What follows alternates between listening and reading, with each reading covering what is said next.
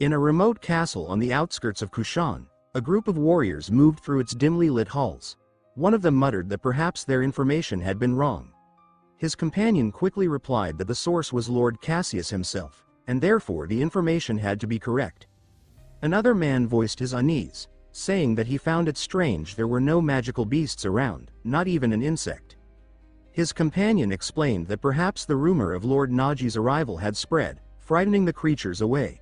The man agreed, saying that such a possibility made perfect sense. As they roamed further, they stumbled upon an unfamiliar chamber. One of them asked if it was old, noting it wasn't marked on the map. Another pointed toward an exit and a stairway climbing upward.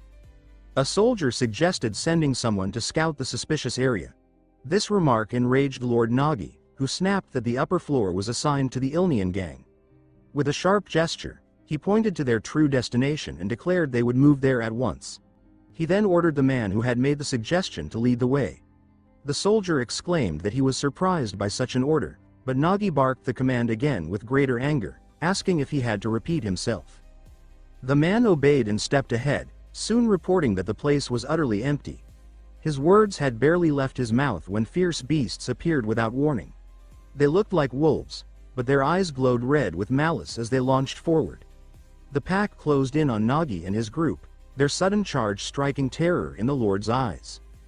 The men's situation worsened as every door and exit slammed shut, trapping them. Panic spread, and one warrior cried out in despair, demanding to know what they should do. Nagi rebuked him harshly, declaring that if they wanted to survive, they had no choice but to fight. He shouted at his men, calling them fools, and ordered them to face the beasts head-on and at least buy him time to escape. A brutal battle erupted. The warriors fell one after another, ripped apart by sharp fangs.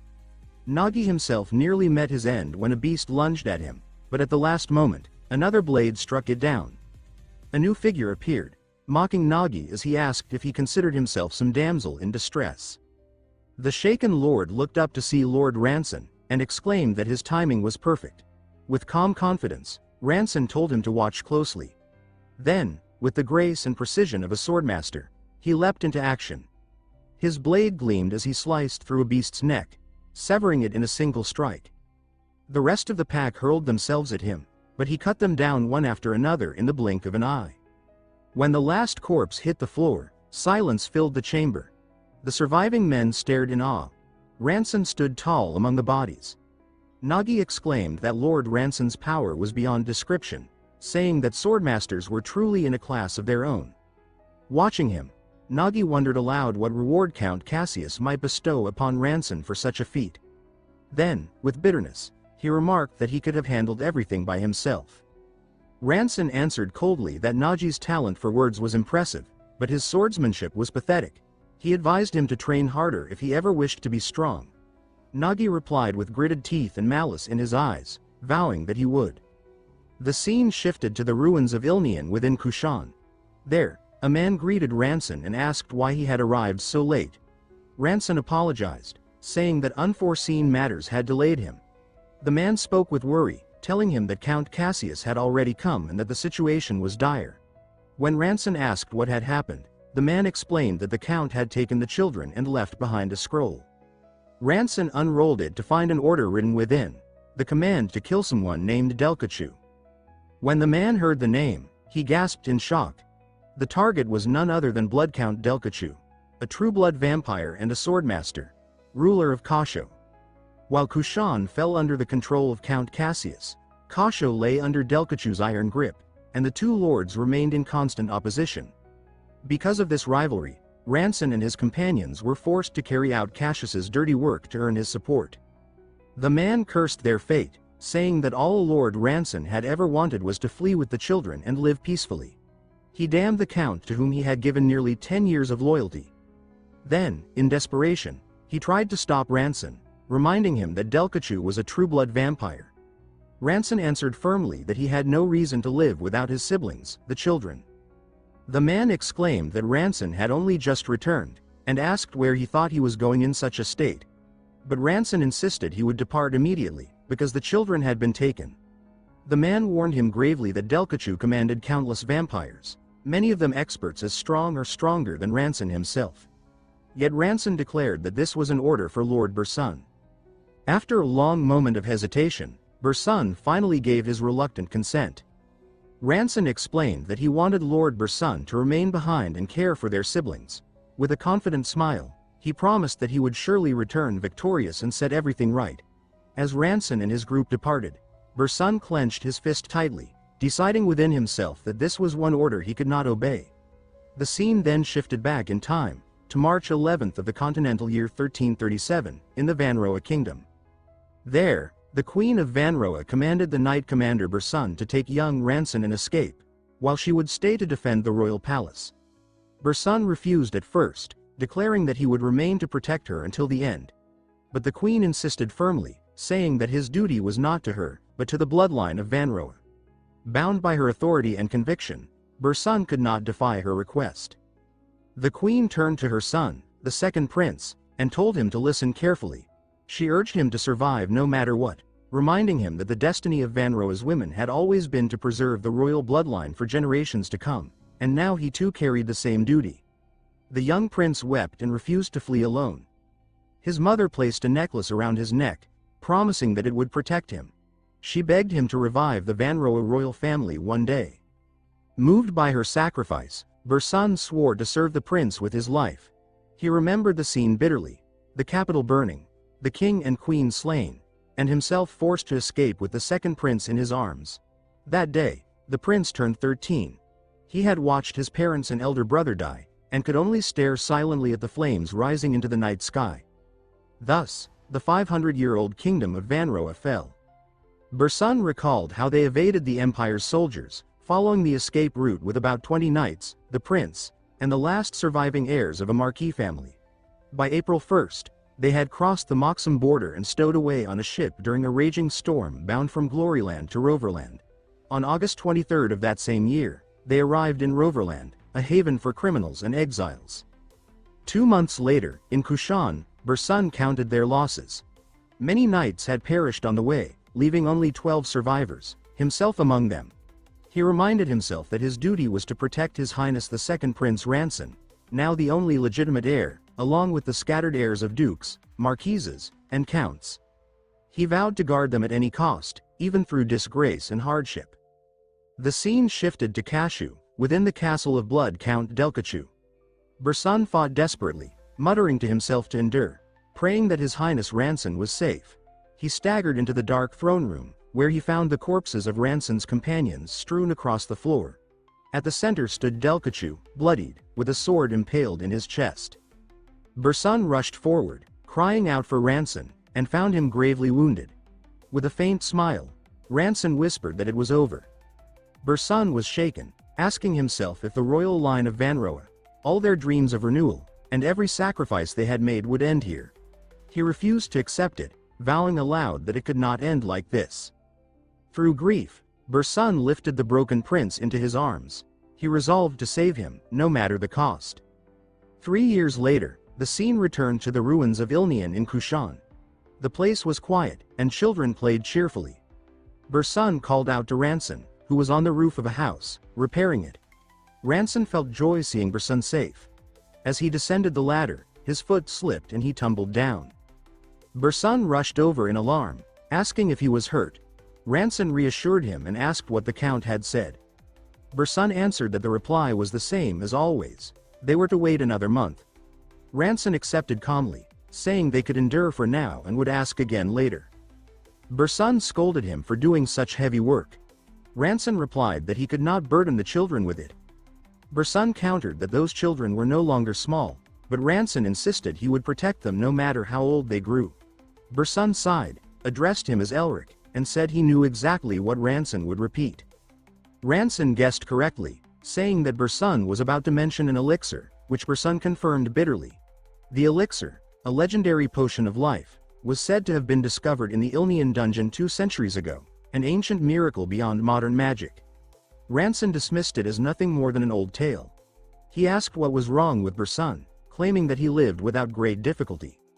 Seeing his indifference, Bursun let the matter drop but admitted quietly that miracles like the one from the past rarely happen twice. Suddenly, children came running toward them in panic, shouting, "Master! and warning him of danger. Ranson raised his armored arm just in time to block a wooden plank hurtling toward him. Turning back with a smile, he told them that he had only just finished fixing the roof and did not want it damaged again. He then approached one of the boys, handed him the wooden sword, and advised him never to let it slip from his grasp. The boy protested that he had been holding it tightly. Ranson corrected him, explaining that grip alone was not enough. He must use his legs to support his stance, spreading his weight through his whole body. He told the boy to picture his opponent clearly in his mind. As he demonstrated, memories surged within him, vivid, bloody flashes of his battle against Count Delcachu. The Count struck with a crushing blow, but Ranson managed to block it. In that moment, he remembered how having someone to protect had always given him strength, and he declared within himself that he could not die, for there were still lives depending on him. The Count stepped in with lethal speed, and with a single decisive move, severed Ranson's arm. Ranson did not retreat. Ignoring the searing pain, he lunged forward and aimed a strike at the Count's neck. At the peak of this memory, his body reacted on instinct. His blade crashed down on the wooden training dummy before him, splitting it clean in half. Bursun and the children stared in stunned silence. Bursun muttered Ranson's name under his breath, while one of the children shouted that the master had broken the wooden horse. Ranson blinked as though waking from a trance, then apologized, saying that he had only meant to demonstrate the technique and had accidentally used too much force. He promised them he would repair the dummy later. At that moment, another child came running in, breathless with fear, shouting for Master Ranson and insisting that something terrible had happened. He explained that it concerned Daisy and Cyclone. Ranson's expression hardened instantly. A grim sense of foreboding swept over him. Without hesitation, he rushed toward one of the buildings, noting that the heavy stench of blood in the air was far too strong for a simple quarrel among children. He burst inside, calling their names, only to find a young man and a girl locked in a vicious duel with real blades. The red-haired girl was Daisy of the Ilnian family. Her opponent, the blue-haired youth, was Cyclone, also of the same bloodline. Before Ranson could intervene, Nagi, subordinate to Count Cassius, appeared, greeting him with a mocking tone and remarking on how long he had been absent. Ranson demanded sharply to know what was happening. Nagi, wearing a strained smile, explained that he was merely conducting an interview. Ranson repeated the word with disbelief. Nagi elaborated that he was testing Daisy and Cyclone, and that if they displayed promise, he intended to take them as his personal followers. He ordered the two youths to step aside.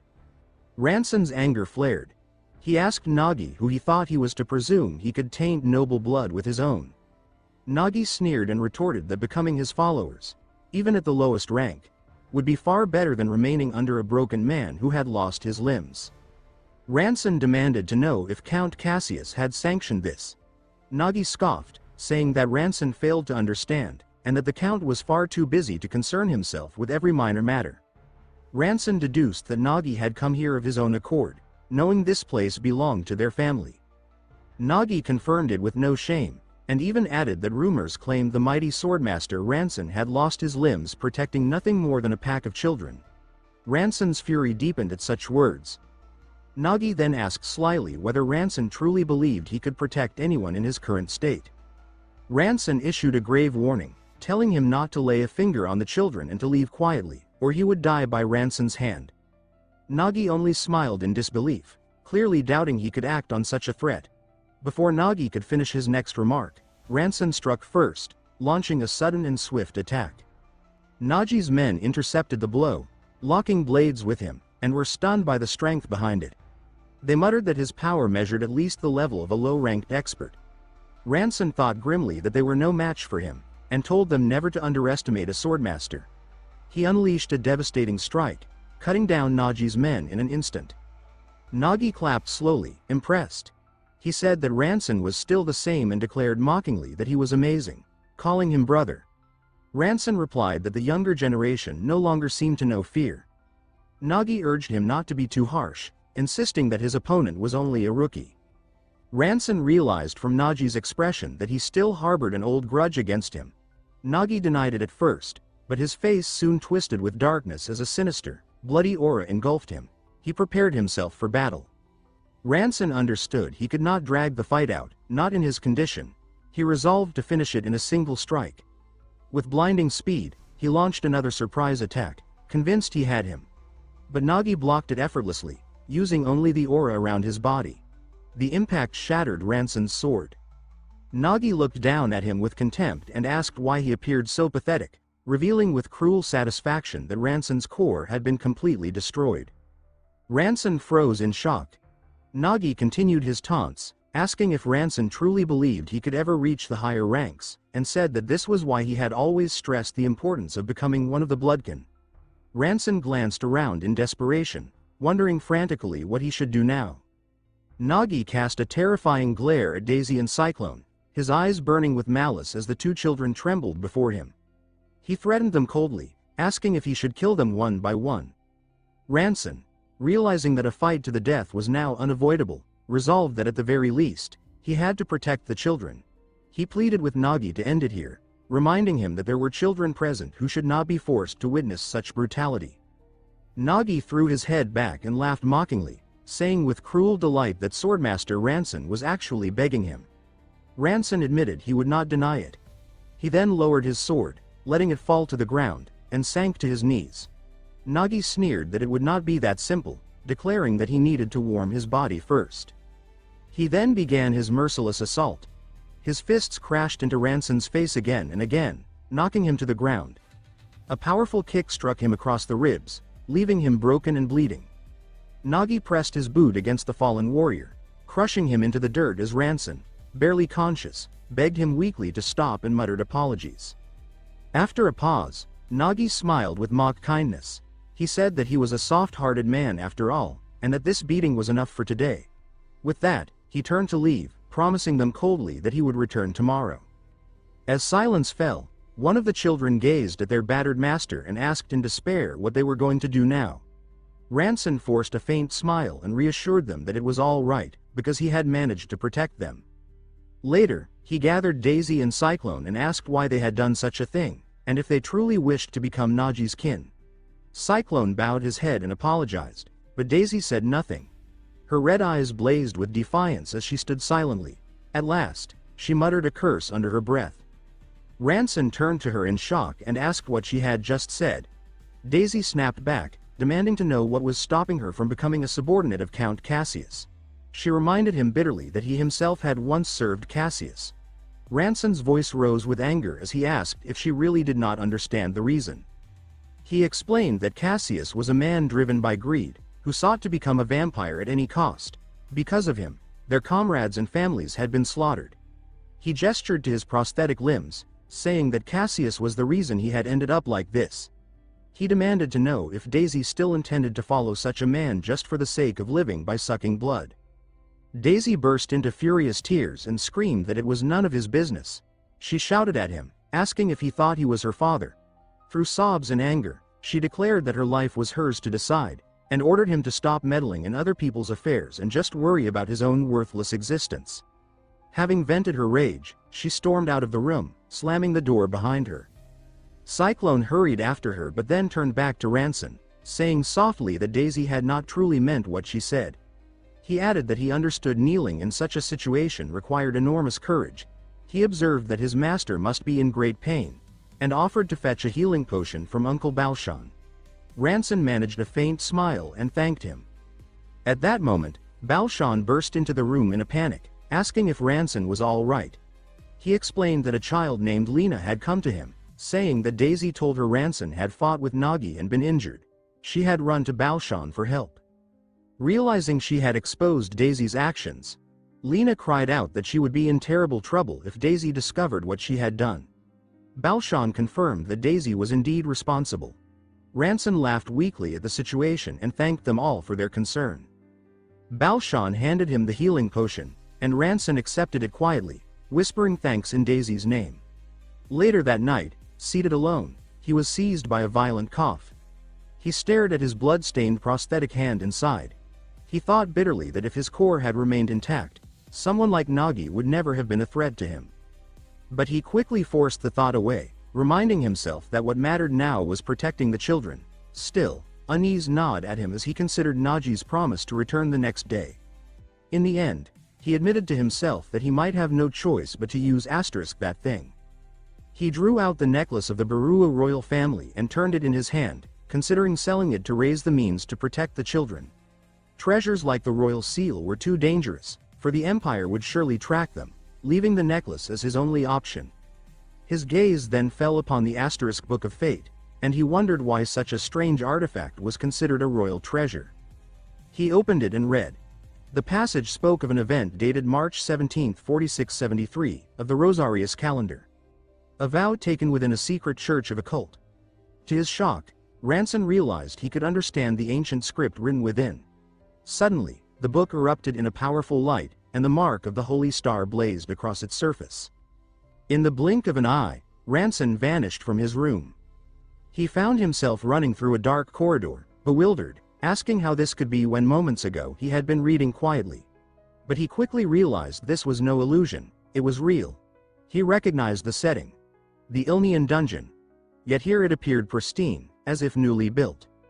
Ahead of him stood a group of robed figures identical to the one he now wore. Confused, he wondered who they were. He heard one of them shout about an intruder in the church, and the leader commanded them to secure the elixir first. The word struck Ranson like thunder. Elixir. He connected the signs, the renewed dungeon, the ancient date recorded in the book, and the legend that the elixir had first been discovered here. A staggering conclusion rose in his mind. He had been thrown back in time, 10,000 years into the past. The cult's leader confirmed aloud that the elixir was safe. Ranson's heart raced as he thought that with it, he could reclaim everything he had lost. Sensing 12 figures in the vicinity, he briefly considered cutting them down to seize the treasure immediately. But the leader gave orders. The intruder was to be hunted in pairs before the offering could begin. He called names, and then ordered one. Serwis. To join. Ranson. In covering the northern passage. Ranson froze, stunned that they had addressed him by that name. He speculated that they mistook him for a comrade of the past, and reasoned that the magic of the Holy Star had twisted events this way. He began to wonder at the true nature of the Book of Fate. Serwis called out, asking why he was standing there idle, and urged him to move. Ranson decided it was wiser, for now, to play along, gather what knowledge he could, and wait for the right opportunity. He followed Serwis into the shadowed halls. As they advanced, they came across a golden-haired woman. Moments later, a figure with yellow hair and a glowing purple blade ambushed them. The intruder's strike cut Serwis in half in an instant. Ranson clashed blades with the attacker, noticing a strange transparent flash each time their swords met. His own weapon splintered with every exchange, and he observed the same damage inflicted upon the enemy's blade. He thought to himself that this power was beyond ordinary sword aura. Something far stranger was at play. The idea came to him that perhaps he should test this phenomenon for himself. Nearby, he spotted frightened children cowering in the shadows. Behind the yellow-haired attacker, they trembled in terror. The figure revealed herself as a blonde knightess, stepping protectively before the children. She accused Ranson of siding with cultists who kidnapped innocents, shouting that he meant to use them as living sacrifices. Her words struck him deeply, and for a moment, memories of his own children and their laughter flooded his mind. The remaining cult members rushed into the chamber, feigning ignorance and asking whether Serwis had been killed by the intruder. Before they could finish their words, Ranson struck, cutting them down with a single decisive blow. The blonde knightess stared at him in shock. Ranson turned to her and declared that they were on the same side, and that they must fight together. 2 more cult members rushed into the chamber, finding the corpses of their fallen comrades. One of them shouted for the other to hurry and assist Ranson, clearly believing him to still be an ally. Without hesitation, Ranson pivoted and cut the man down, his blade severing his head in a single motion. The surviving cultist froze in horror, pointing at him and crying out that he was a traitor, before collapsing lifeless beside the others. Ranson stood calmly among the bodies and told the blonde knightess that thanks to her staged fight earlier, it had been easy for him to strike them down. She looked at him in confusion and explained that she had not staged anything at all. He had been attacking her recklessly, forcing her to defend herself. Ranson told her bluntly to continue aiding him in the same way regardless. At that moment, the cult leader, Celtic, entered the chamber. His gaze fell on the scene of carnage, and he remarked that Ranson's character was becoming more and more difficult to understand. With a twisted grin, he asked him directly if he had betrayed them. Celtic went on to say that the 5 souls who had died with grief from betrayal were not wasted, and that betrayal itself contained a chaos that would please their master. He added that the soul of the noble knightess would be even more rewarding. The knightess's expression darkened as she realized she was standing before an advanced expert-level opponent. Regret washed over her. She should have called for reinforcements before coming here. She knew well enough that as a mid-level expert, facing someone like Celtic alone was impossible. Still, she decided to strike first, hoping to create an opening for Ranson. She charged with fierce determination, and their blades clashed violently. Celtic met her with ease, blocking her strike and countering with a vicious kick that sent her sprawling across the floor. She sprang up and lunged again, but he slipped past her blow effortlessly, his lips curled in a sinister smile as he raised his weapon for another strike. She trembled at the realization of his overwhelming strength. At that crucial moment, Ranson appeared, his body surrounded by a glowing blue aura. Moving with a sudden burst of speed, he unleashed his storm technique and brought his sword slashing across Celtic's neck. Celtic staggered, groaning in pain, but he did not fall. Instead, a necklace at his throat glowed brightly, absorbing the fatal force. He touched the artifact woven into his robes and sneered, admitting to himself that he would have been slain without it. The battle erupted in full force. Celtic's sword burned with a crimson aura, striking again and again, while Ranson countered with his azure energy. Their clash was relentless, yet Ranson began to falter, realizing grimly that Celtic's movements were unpredictable. He wondered how the knightess had managed to withstand him for as long as she had.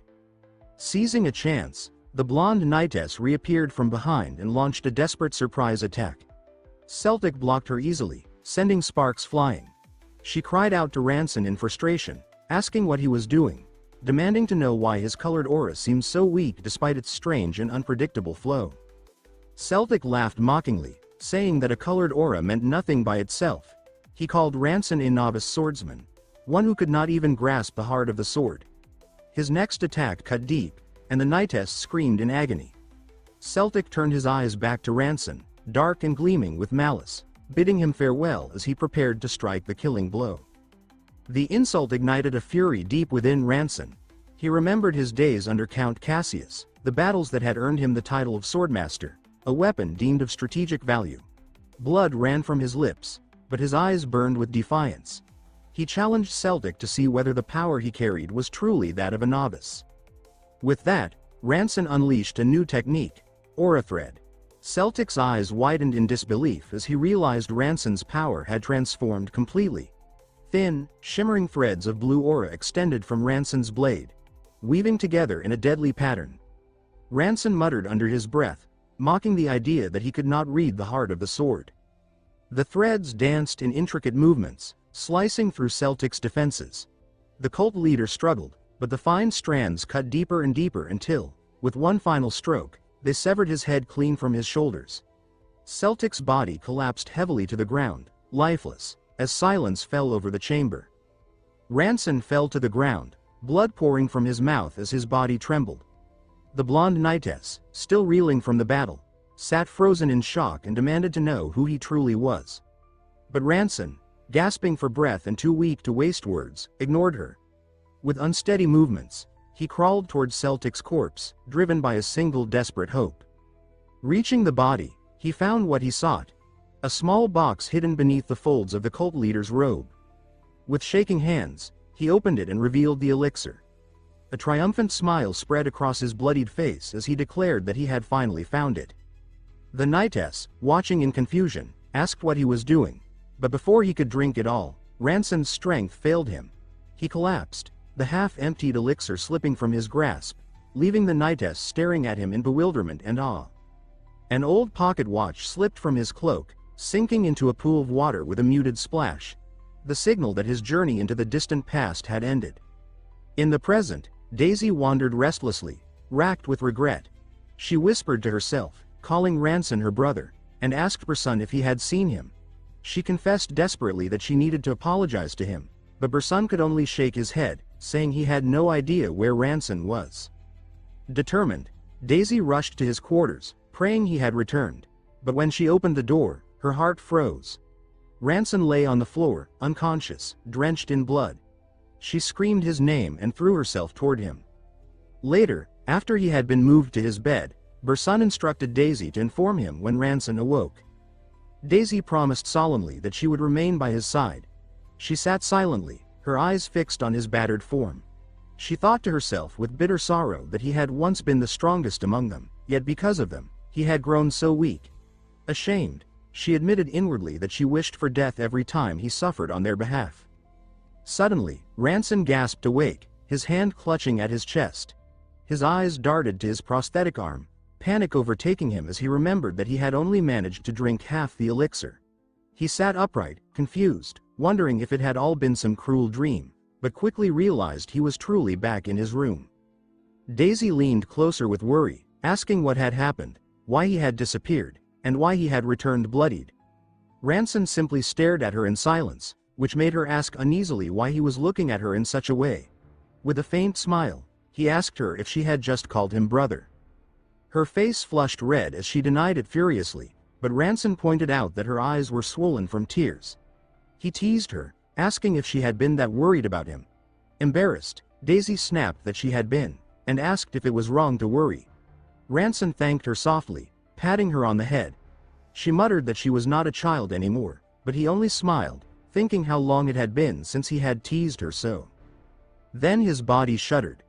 A wave of dizziness struck him, and he nearly fell from the bed. Daisy panicked, calling his name as she rushed to steady him, but he reassured her faintly that it was not painful. Ranson touched his face in disbelief. His eyes widened as realization dawned. This had not been a dream. One sip, he had thought, would never be enough, and yet, it was real. Daisy stared in shock as the prosthetic pieces of his body began to fall away, clattering to the floor one by one. With a firm voice, Ranson declared that he had returned. Daisy's eyes widened in terror and astonishment, unable to process what she was seeing.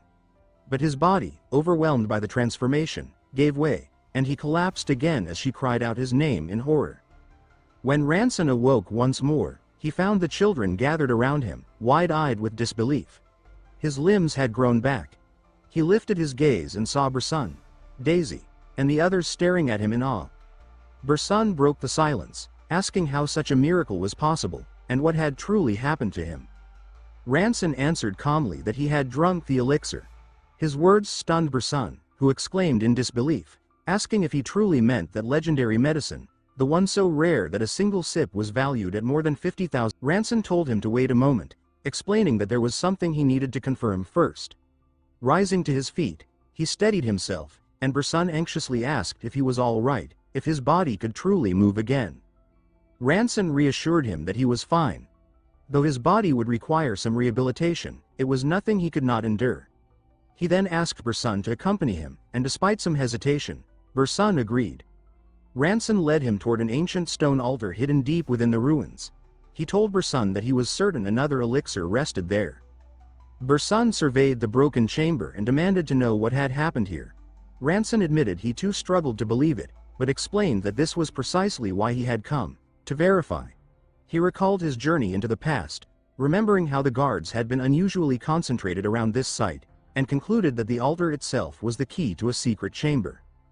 When he placed the key into the altar, a luminous magic circle blazed to life, unveiling a hidden entrance. Both men were struck silent by astonishment. Before them stretched a vault overflowing with gold coins worth untold fortunes, ancient relics, weapons, shields, and enchanted tools. Bersun's voice shook as he asked how any of this, combined with Ranson's miraculous regeneration, could be explained. Ranson admitted he could scarcely believe it himself. Then, with grave clarity, he revealed the truth, that he had walked this place 10,000 years ago. The revelation shattered Bersun's composure, leaving him in shock. Ranson affirmed that his journey through time had been real. A thought crystallized in his mind. If the artifact's power was not bound to a single use, if he could return to the past again and again, then nothing would remain beyond his reach. Yet before pursuing that path, he told Bersun there was something else he must do first. Elsewhere, Nagi lounged idly, reveling in what he believed was the true life, and wondered aloud what pleasures the day might hold. He decided to seek out Ranson, whom he mockingly referred to as the Wreck. But as he approached the room, He froze in astonishment. Ranson himself stood there waiting. Nagi sneered, asking if Ranson had come out to meet him, but then his expression twisted in shock as he noticed his restored arms and legs. Panic seized him. He barked at his men to flee at once, to inform their master that Ranson had regained his core. He commanded them to scatter, to move as quickly as possible. But they never got the chance. Ranson drew his blade, and in one swift, precise motion, unleashed a devastating strike. The blow split apart mid-flight, cutting down both fleeing comrades before they could escape. Nagi stared in horror, unable to comprehend what he had just witnessed. Ranson's aura threads shimmered around him as he surged forward. Regaining his composure, Nagi scoffed. He remarked that Ranson was relying on aura threads rather than a full aura blade, concluding with disdain that his core had not yet fully recovered. Ranson replied coldly, asking what of it, and commanded Nagi to receive his strike. Nagi sneered, arrogance dripping from his words. He proclaimed that he was no longer the same as 3 years ago, that he now stood as blood kin to the Count, elevated into the ranks of the noble class. He boasted of his superior body, his regenerative abilities that defied death, and the monstrous power of his vampiric aura, which he claimed made him untouchable. With unwavering confidence, Nagi unleashed a blazing red strike, certain that even a swordmaster could not withstand it. Yet in the very next instant, his confidence shattered into horror. The attack curved away from Ranson's blade, then rebounded as if redirected by an unseen force, slashing back into its caster. In stunned disbelief, Nagi's head was severed cleanly from his shoulders. His head thudded to the ground, and his body dissolved into smoke, vanishing like a vampire slain in the night. Ranson exhaled, thinking to himself that while his core had recovered, his aura remained fragmented and still needed to be reforged. Later, as they gathered, Daisy asked Ranson if it was true that he had traveled to the past after drinking the elixir. Ranson confirmed her suspicion, explaining that the power of time travel had come from the royal family's treasure. Bursun pressed him further, asking if he could return again. Ranson admitted that he did not know. The treasure had been silent since, and he did not even understand how the book had transported him in the first place. At that moment, C. Milan, heir to the Ilnian family, interjected. She said that if the treasure was indeed a relic from the age of magic, then returning might be possible. Ranson frowned, wondering aloud how divine power could be confined within such a small artifact. Daisy then posed a troubling question. The elixir was said to have been discovered 2 centuries ago, so how could it exist if Ranson had already consumed it 10,000 years earlier? Realization struck him. He concluded that the answer lay in the fact that he had only drunk half the bottle before returning. He turned to Bursun and asked if any records mentioned only half of the elixir being recovered. Bursun replied that no such detail existed, only vague accounts of its discovery. Ranson mused that perhaps the whole bottle was meant to be found, but by drinking half of it, he had altered history itself, leaving only the remainder for later generations. C remarked that one thing was certain: if he could return to the past again, his choices there had the power to reshape the entire world. She then asked him what he would strive for if given such an opportunity. Ranson paused, reflecting, before answering firmly. His first goal, he said, was to avenge his parents and siblings who had been slaughtered overnight. His second was to fulfill his duty as the last surviving member of the Banrua royal line. Ultimately, his true purpose was to restore the fallen Banrua kingdom, but before that, Count Cassius must die. He confessed bitterly that once, long ago, he had believed submitting to the Lord of Kushan would protect his family. Only too late had he realized that borrowed happiness was never secure, and that relying on others had led only to ruin. C warned him gravely that Count Cassius was no ordinary enemy. He was already a swordmaster, and after consuming Delkachu's pure blood, no one knew how powerful he had become. But Ranson declared that choice no longer existed. If Cassius discovered his recovery, the man would unleash chaos without restraint. This confrontation was inevitable, a battle he could not avoid. For that reason, he reminded them, the tax report owed to the Count was due in 3 weeks. Their preparations had to be completed before that deadline. Ranson then withdrew into solitude, dedicating himself to training. He focused on mastering the ruthless sword style wielded by the cult leader of 10 millennia past. He recalled the merciless cuts, the piercing aura, and above all, the scornful words that had branded him a novice incapable of reading the heart of the sword. Now, through meditation and practice, he grasped their meaning. It was not about speaking to the blade, but about becoming inseparable from it, sword and soul united as one. With this realization, he understood that the power he had faced long ago was no ordinary aura, but something transcendent. His training was abruptly interrupted when Daisy burst in, her voice trembling as she cried out that something terrible had happened, and that it concerned Count Cassius. Meanwhile, within the dark halls of the Count's castle, one of his men reported respectfully that Ranson's family had been invited to the castle in 3 days. Count Cassius replied coldly that he had waited long enough for the remnants of the Banrua kingdom. He declared that the time had come to use them as sacrifices. Far away, Ranson and his companions gathered to discuss this sudden summons, one that had arrived 3 weeks before the tax report was due. Bursun speculated aloud that perhaps the Count had discovered Ranson's restored body and Naji's death. But C dismissed the idea, saying that Cassius would more likely assume the rebels were responsible. She explained that the true problem was different. The invitation shattered their carefully laid plan to assassinate him. Their only chance, she revealed, was to strike during the rituals Cassius performed. When Ranson asked about those rituals, C explained that since his injury, the Count left the castle once a month to perform them alone. Daisy added nervously that she had seen Cassius's men abducting children. C confirmed this, stating that villages unable to pay taxes were destroyed, their people slaughtered, and their children taken as living sacrifices. Ranson was shaken by the revelation. He realized Cassius was offering corpses and living souls to some unknown power, and he declared grimly that they could no longer think of him as the same man they had once known. With bitterness, he lamented how much had changed while he had been crippled and helpless. He then asked C how she had come by such knowledge. C replied calmly that she had her own intelligence network. Ranson frowned with concern, rebuking her for risking herself in such a dangerous city. But C cut him off sharply, saying that their plans had already gone astray. Bursun defended her, reminding him that she was 20 years old now, no longer a child. Daisy, troubled, asked Ranson anxiously if he truly had the strength to defeat Cassius. Ranson replied firmly that he must, and that with the sword in his hand he finally had a real chance. Bursun recognized the blade instantly, exclaiming that it was the king's sword. Ranson explained that the weapon had been forged from silver steel that had fallen from the heavens, shaped with aura itself.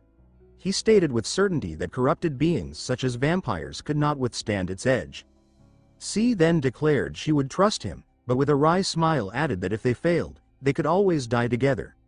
Ranson's anger flared at her careless remark. She quickly claimed she had been joking, but then grew serious again, saying they still needed an alternative method to kill the Count. Ranson concluded the discussion by insisting that their current plan, dangerous as it was, remained their only path forward. The scene shifted to a quiet village called Luera. Children played joyfully in the fields, comparing the mushrooms they had gathered. One of them laughed and suggested they measure them once they returned home. But suddenly, flames erupted throughout the village. The children froze in terror as soldiers clad in armor and skull-like masks descended upon the helpless villagers. The soldiers slaughtered them mercilessly, loading corpses into carts as the settlement burned. Then the soldiers spotted the children and gave the order that none of them be allowed to escape. The frightened children were quickly surrounded. Just as the soldiers advanced, arrows whistled through the air, piercing their ranks. A mysterious man appeared, asking the children if they were safe. A little boy, wide-eyed, asked who he was. The man introduced himself as Rivera Pietro. The children whispered his name with awe. The boy exclaimed in shock, asking if he was truly a baron. Rivera told them there was no time for explanations. The only thing that mattered was fleeing the village. But the children refused, crying and screaming that their mothers were still inside. Rivera clenched his teeth, realizing that cutting down a handful of soldiers would not halt the slaughter. With heavy regret, he muttered that the Count had gone too far. Back at the Count's castle, carts laden with corpses arrived. A soldier reported to his master that 116 bodies had been collected, more than required for that day's ritual. Cassius, revealing his vampiric form, dismissed his men, saying he would handle the rest alone. The Count thought to himself that tomorrow, Ranson's children would arrive at his castle. With a sinister smile, he declared that the long-awaited moment was finally at hand. He began his ritual, drawing sinister energy from the lifeless bodies. but in the midst of his work, he sensed something unusual. Narrowing his eyes, he tore the cover off one of the carts. The Count reeled back in shock, caught off guard by a sudden strike. The story then returned to an earlier moment, when C laid out her plan. She explained that, according to her network, the corpses from Luera village would be carted into the castle that very day. She instructed Ranson to disguise himself among the dead, conceal his aura, and wait until the Count was unguarded before making his move. The plan worked. Ranson emerged before Count Cassius, who regarded him with surprise and mockery, asking what had brought him unannounced. Ranson knew immediately that this battle would not be won easily. Cassius congratulated him with a sneer, remarking that he must have recovered by finding an elixir. Ranson realized strategy had carried him as far as it could. From this point onward, only strength would decide the outcome. The Count readied himself, announcing gleefully that he hoped to witness Ranson sink into magnificent despair. Ranson sharpened every sense. Now, more than ever, he felt he could read the heart of the sword. With a burst of speed, he launched his first strike. Cassius countered with immense blasts of crimson energy, forcing Ranson to dodge desperately. The Count gave him no space to breathe, charging forward with monstrous speed. Their blades collided in a storm of sparks as Ranson was driven back. Gathering his sword aura, Ranson unleashed a furious counterstrike. Cassius admitted with a grin that it was an impressive blow. He remarked that had Ranson's aura been weaker, his head would have flown from his shoulders. With a sly smile, the Count said this was exactly the skill he expected from one born of Banrua. Shock rippled through Ranson as he realized Cassius knew his identity. Cassius confirmed it without hesitation, declaring that he must be the second prince of Banrua, the boy whose body had never been found. He described Ranson as a rare treasure and promised that if he offered his noble soul in sacrifice, he could see his deepest desires fulfilled. Ranson's response was a fierce attack, but the Count parried easily, telling him his efforts were wasted and that no blade could pierce his aura. Blue light flared as Ranson's aura clashed violently with the crimson tide, and the collision erupted into a massive explosion. Elsewhere, Rivera Pietro had gathered his men in haste.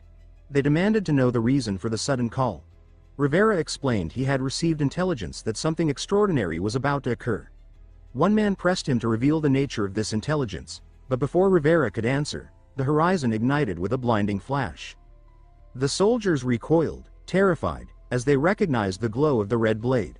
They whispered that it could only be Count Cassius, and asked in disbelief who dared fight him. Rivera raised his binoculars, narrowing his eyes at the two figures locked in combat.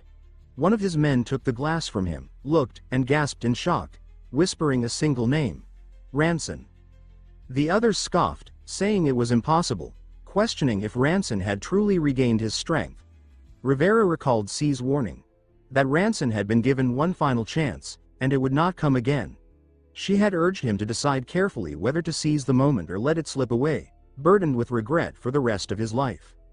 Rivera wrestled with doubt. Could Ranson truly slay the Count? He thought bitterly that their so-called rebellion had done little more than rescue a handful of children. To side with Ranson now meant staking all their lives. One of his men asked if they would simply stand by and watch. Rivera clenched his jaw and declared that they could not. He said they must act, then quietly apologized to his men for the danger he was dragging them into. Back at the castle, the battle raged on. Ranson and Cassius exchanged blow after blow, the air thick with fire and steel. Summoning his last reserves, Ranson raised his blade and cried out, pouring all his strength into a single strike. The Count's eyes widened as the attack landed, cutting deep into his neck and drawing blood. With a snarl of rage, he cursed Ranson's name. Ranson, his body trembling and drenched in exhaustion, stood his ground, barely able to remain upright. The Count clutched the bleeding wound at his neck and admitted grudgingly that Ranson's swordsmanship was magnificent. He said that perhaps one day Ranson might truly pierce his defenses, but only if he could reach him first. With a dark incantation, the Count summoned an army of his vampire followers. In an instant, the chamber was filled with snarling creatures, their crimson eyes fixed on Ranson. He gritted his teeth, frustrated. His plan had been to confront the Count alone, after sneaking into the castle hidden among corpses. Now, surrounded by wave after wave of foes, he realized their numbers were endless. If this continued, his strength would collapse before he could strike the Count. One vampire lunged at him, claws slashing, but Ranson sidestepped with ease. He resolved to cut through the lesser spawn quickly. Yet before he could move, a silver arrow tore through the air, piercing the vampire's chest. The creature crumbled into ash, and the others recoiled in shock, whispering among themselves about the aura-infused silver arrow. The Count snarled in fury, demanding to know who dared to interfere. Rivera Pietro stepped into the chamber, bow in hand, his expression calm and sharp. And he was not alone. Salzaron entered beside him, calling out to Ranson and addressing him as brother. Ranson's eyes widened at the sight. Even more, he was stunned as C and Daisy appeared, with Cyclone close behind. Rivera's deputy raised his sword and led their knights into battle, shouting that every villain gathered here today would die, and commanded his men to strike without mercy. C took charge of the battlefield, directing their forces with precision. Rivera loosed arrow after arrow, each one finding its mark and felling a vampire. Daisy and Cyclone fought courageously, blades flashing as they carved their way through the horde. Anxious, Ranson demanded to know why they had come, fearing they would be gravely hurt. Daisy rebuked him sharply, asking why he always tried to bear everything alone. She reminded him that they were no longer children, but adults, and this was a battle they all had to fight together. Salzaron added his voice, telling Ranson to leave the rest to them and focus solely on the Count. Ranson looked at them, at their determination and resolve, and a faint smile touched his lips. This was no time to treat them as helpless. His eyes turned back to Cassius, and he gripped his sword with renewed strength, ready to face the enemy only he could confront. The Count sneered, promising to begin by ripping off Ranson's arm. His hand morphed into a monstrous red claw as he lunged forward. But Ranson raised a necklace, and a golden barrier erupted in a violent explosion, blasting the Count backward. Cassius staggered in shock, staring at the stump where his hand had been. He demanded to know what had just occurred. Ranson answered, shouting that it was the protection necklace. He gazed at the shattered artifact in his palm, explaining that it had been recovered from ancient ruins. Though he regretted destroying it, it had fulfilled its purpose. He added that after an all-out assault, a gap always revealed itself, and through that gap he had prepared to unleash his true trump card. He focused, pouring every ounce of his will into his blade. His heart and the sword's heart became one. A massive whirlwind of blue energy surged forth, roaring like a storm. The Count answered with a furious roar, releasing his blood-red aura, declaring that Ranson would die here. He struck against the storm, but the whirlwind absorbed his power, untouched. The furious clash cracked the very air. Ranson pressed forward, his storm carving into the crimson shield around Cassius. Bit by bit, a fracture opened at the Count's neck. Through that gap, Ranson drove his decisive strike. Cassius collapsed, his body writhing as his final breath escaped him. With eyes clouded in disbelief, he muttered, asking if what had struck him was the legendary Soul Blade. Ranson, panting, replied that he had only tried to merge the ancient sword energy with the Aura Blade. He admitted even he did not know if this was truly the Soul Blade, symbol of the Grand Master. As Cassius's life faded, his vampire followers shrieked in agony. One after another, they fell where they stood, their bodies withering to nothing. Rivera's men looked on in confusion, asking what strange force had suddenly brought their enemies low. Rivera quickly understood that Ranson had done the impossible. Count Cassius was truly dead. He approached in disbelief, staring at the fallen vampire lord, and admitted that he could hardly believe Ranson had accomplished it. He explained that, according to old records, when vampires lose their master, they lose their sanity for a day or two. Ranson asked if that meant they would eventually return to normal, and Rivera confirmed it. He added that this small window gave them the perfect chance to hunt down the remnants. Rivera offered to lead his men to finish the task by the end of the night, and Ranson agreed without hesitation. Rivera then stepped forward, thanking him sincerely, saying he had given them the chance to avenge their fallen comrades. Ranson told him that they, too, owed Rivera a debt, and suggested they work together to rebuild the city into a place worth living in. At that, Rivera revealed the Pietro family crest, confessing that he had planned to wait before doing so, but the urgency of events had forced his hand. He explained that his family had once been part of the Gloryland nobility, 3 centuries ago. Presenting the crest to Ranson, He declared his intention to serve him as his lord from that day forward. Later, Ranson spoke privately with C, who remarked that she had expected Rivera to go so far as to pledge his crest. Surprised, Ranson asked if she knew him well. She replied that she knew him somewhat, revealing that she had acquired much of her information through Rivera's men. Ranson was taken aback, realizing she had risked collaborating dangerously with his forces. But C brushed it off, insisting she had only offered them a little help. She urged that instead of worrying over the vampires, they should leave the cleanup to Rivera and focus on collecting proof of Cassius's crimes. She explained that the more they exposed his corruption, the more the citizens would rally behind them. Ranson agreed, knowing that after Cassius's fall, support from the people was vital if they were to govern Kushan. Together, they formed an investigative team that included merchants and citizen representatives. While searching the castle church, C remarked that it looked disappointingly ordinary. Ranson agreed. Still, they uncovered an unsettling stone statue. C then gestured to the necklace around Ranson's neck and asked about it. Suddenly, the necklace glowed. Ranson frowned, confused why it was reacting now. He took out the asterisk Book of Fate, which began glowing green just as it had before. C recognized it immediately and suggested he open it. But Ranson refused sharply. He feared being hurled back into the past again, explaining that if he vanished now, factions would tear the city apart in their absence. C conceded, urging him to hide the book. Yet before he could, it opened on its own, revealing words about the asterisk Lord of the Clear Sky returning with the cult's treasure. The royal seal flared with light, and in an instant, Ranson was swept back once again. This time he found himself seated on a moving cart rolling through a grassy field. He blinked in confusion, realizing he was not alone, but part of a group. Across from him sat a man in a robe radiating immense pressure, so powerful that even Ranson, who had stood against Cassius and the cult, felt his chest tighten. The man addressed him as Ranson and asked if he had awakened. Ranson thought in awe that this figure was far beyond the cult leader he had once faced. It wasn't only his aura. The mana in the entire region seemed to swirl and bend toward him, something Ranson thought even a Grand Master would struggle to achieve. The robed man said he had encountered him by chance and taken him on as a disciple. Ranson realized that in this timeline, his role was that of the man's pupil. One of the escorts questioned when their master had taken this boy as a disciple. The master replied that he himself had shown interest a week ago and had accepted him then. He confirmed the decision firmly, remarking that the meeting had been strangely fated, as though guided by divine will. Ranson studied him in silence, unsettled. This man was nothing like the cultists who had treated him as one of their own. His presence was entirely different, commanding, enigmatic, and unpredictable. The man introduced himself as Grand Duke Lathena Celsius, explaining that the eradication of cultists had long been his desire. Then he turned his gaze to Ranson, addressing him as Ranchan Van Roa, and reminded him that a week earlier he had accepted him as his disciple.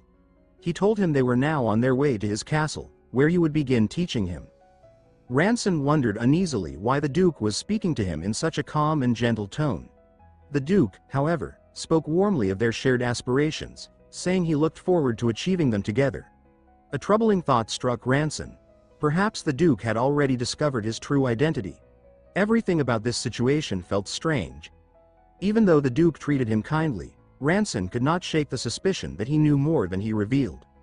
Meanwhile, the other Ranson played his role naturally, voicing his pride at traveling alongside his master.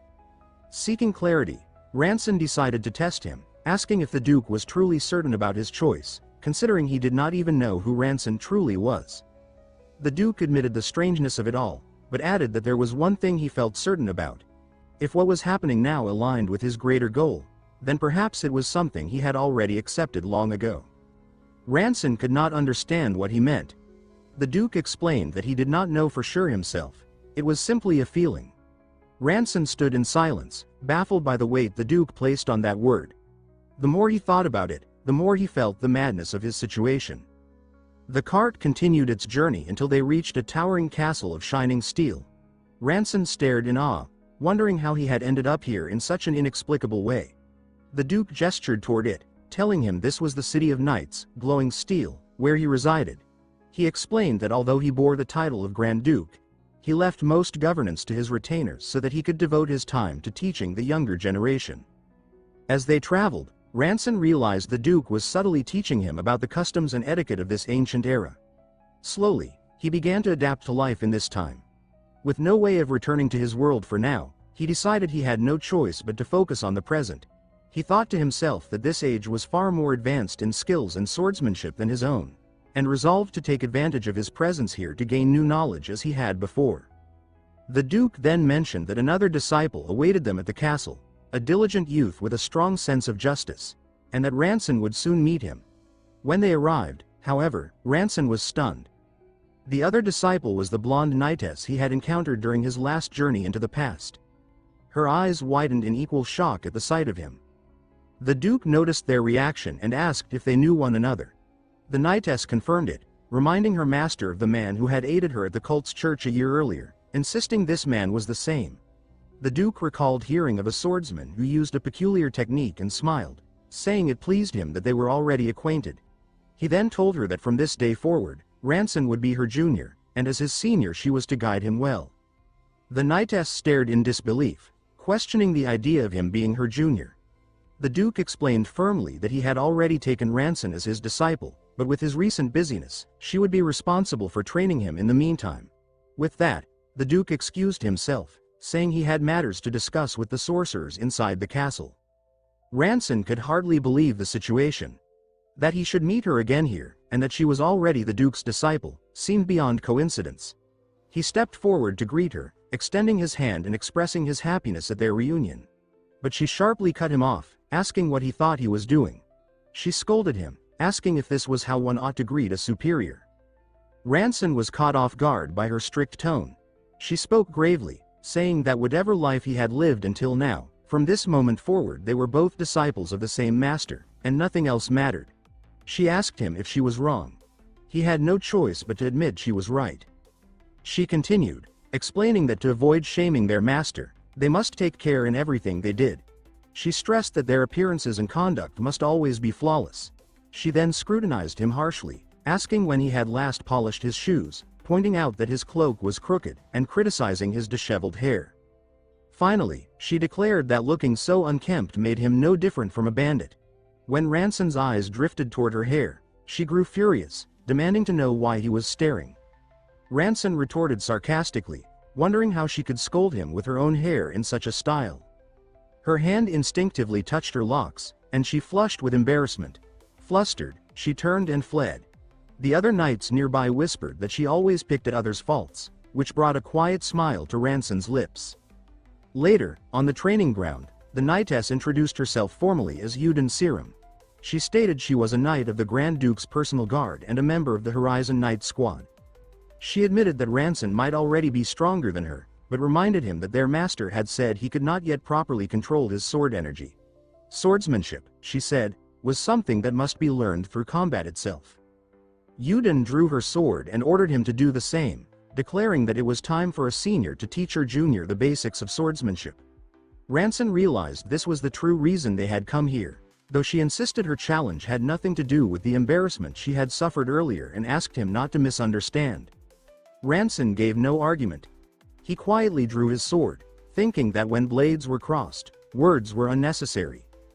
Yuden Serum stands in the sunlit training hall, her gaze calm yet focused. She says that Ranson should not misunderstand.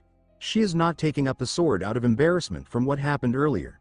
She adds firmly that he should not get the wrong idea. Ranson replies that it is good, drawing his blade with a sharp, ringing sound. He sets his stance and says that before the sword, words are unnecessary. Yuden steps forward, her movements fluid as she explains that they cannot control mana directly. She says that this is why their focus lies on the sword's will, the spirit that dwells within the blade. As her foot slides forward, her sword flashes, and she states that that will has only one purpose, to cut. The strike whistles through the air, so fast it blurs. Ranson's eyes narrow. Their blades collide, steel ringing against steel, sparks scattering as the floor trembles beneath them. Their swords press and slide apart. Over the hiss of steel, Yuden continues, saying that mana only gathers in response to will. Ranson feels something strange running through his grip and says that this sensation is completely new to him. They reset, blades poised again in a mirrored cross. Yuden resumes, saying that while being able to manipulate mana directly would indeed be an advantage, he must remember that the domain is the foundation, while mana is only the roof. She concludes that the foundation must always come first. Lowering her sword, Yuden raises a finger as if to mark the next lesson. She says that now, he should try to produce sword aura. Ranson nods and says that he understands. He steadies his breath, and faint light begins to shimmer along his blade's edge. Yuden studies the glow, arms folded, a thoughtful hum on her lips. After a moment, she turns, retrieves another sword, and returns to hand it to him. She says that this time, he should attempt to produce sword aura using this blade. Ranson draws the new weapon, testing its balance with a smooth, easy swing. The steel hums low, the air rippling around it. He stiffens and looks at the vibrating edge, saying that something strange is happening. The sword continues to sing in his hands, the resonance deepening as if it were awakening to his intent. Yuden nods and says that it is just as she suspected. She explains that sword aura emerges from the power of the sword's soul, meaning that the finer the blade, the stronger the spirit within. She says that the only reason he was able to draw sword aura so easily was because that weapon's spirit is exceptional.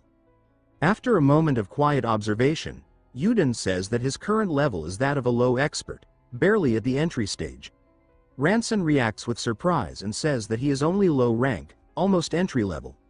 Yuden explains that this low rank is the stage of reading the sword, where one begins to sense the sword's heart and follow the path it reveals. She finishes by saying that his first task is to learn how to draw sword aura from any blade, not just a superior one. Ranson tightens his grip, determination hardening his eyes, and says that good, he will train through the night. Morning light spills into the courtyard. A voice calls his name closer this time. He blinks awake on the cold stone ground. Yuden stands over him with her hands on her hips and says that this cannot possibly be what he considers a bed. She adds sharply that she told him to maintain proper appearance and behave carefully so as not to tarnish their master's reputation, then demands to know why he is still wearing the same clothes as yesterday. Ranson stands, dusts himself off, and says that he did not sleep. He draws his sword quietly. His eyes focus. Aura floods the blade. A vivid blue arc bursts outward with a sweeping swing, the ground shaking beneath the pressure. Yuden's eyes widen as she exclaims that he could not do this yesterday. How is it possible? Ranson answers simply that he practiced all night.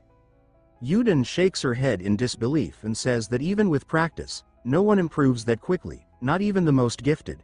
They take at least a week. Then she composes herself and says that regardless, this is good progress, announcing that they will move straight to the advanced stage. Ranson meets her gaze and says yes, requesting to continue, calling her senior. They clash immediately. Ranson's sword aura flares in a blue crescent, while Yuden's meets it in a golden arc. The twin waves explode on impact, scattering light. He drives forward through the haze. Their swords meet again with a thunderous crack, sparks leaping as both test their power and precision. Ranson presses harder, his blade sweeping another blue crescent. Yuden counters with gold, their auras slashing across the floor in twin trails. From the sidelines, onlookers whisper. One says that this cannot be real, another says that she is actually being pushed back, and a third adds that she is even using her sword rest now. Yuden plants her feet, her sword whipping out in a burst of blinding speed. Silver-white afterimages trail her movements as she closes in. Ranson's eyes narrow, sweat glinting at his temple, as her sword grazes past and halts at his side with lightning precision. He says that her speed is unbelievable. She lowers her weapon and says that she has reached the level of a high expert, having attained the state of sword rest, where the sword moves by itself. Ranson wonders silently if such a state truly exists, where the blade acts before thought. Yuden straightens and says that in 2 weeks, there will be an exchange meet, where you will face a direct disciple in combat. She says that all eyes will be on him, Ranson Vanloan, newly chosen disciple of Archduke Lythian. Fixing him with a calm but firm gaze, she says that this means he must advance at least one level higher before then. Ranson smiles faintly and replies that, as expected, things are getting interesting. Footsteps echo across the hall.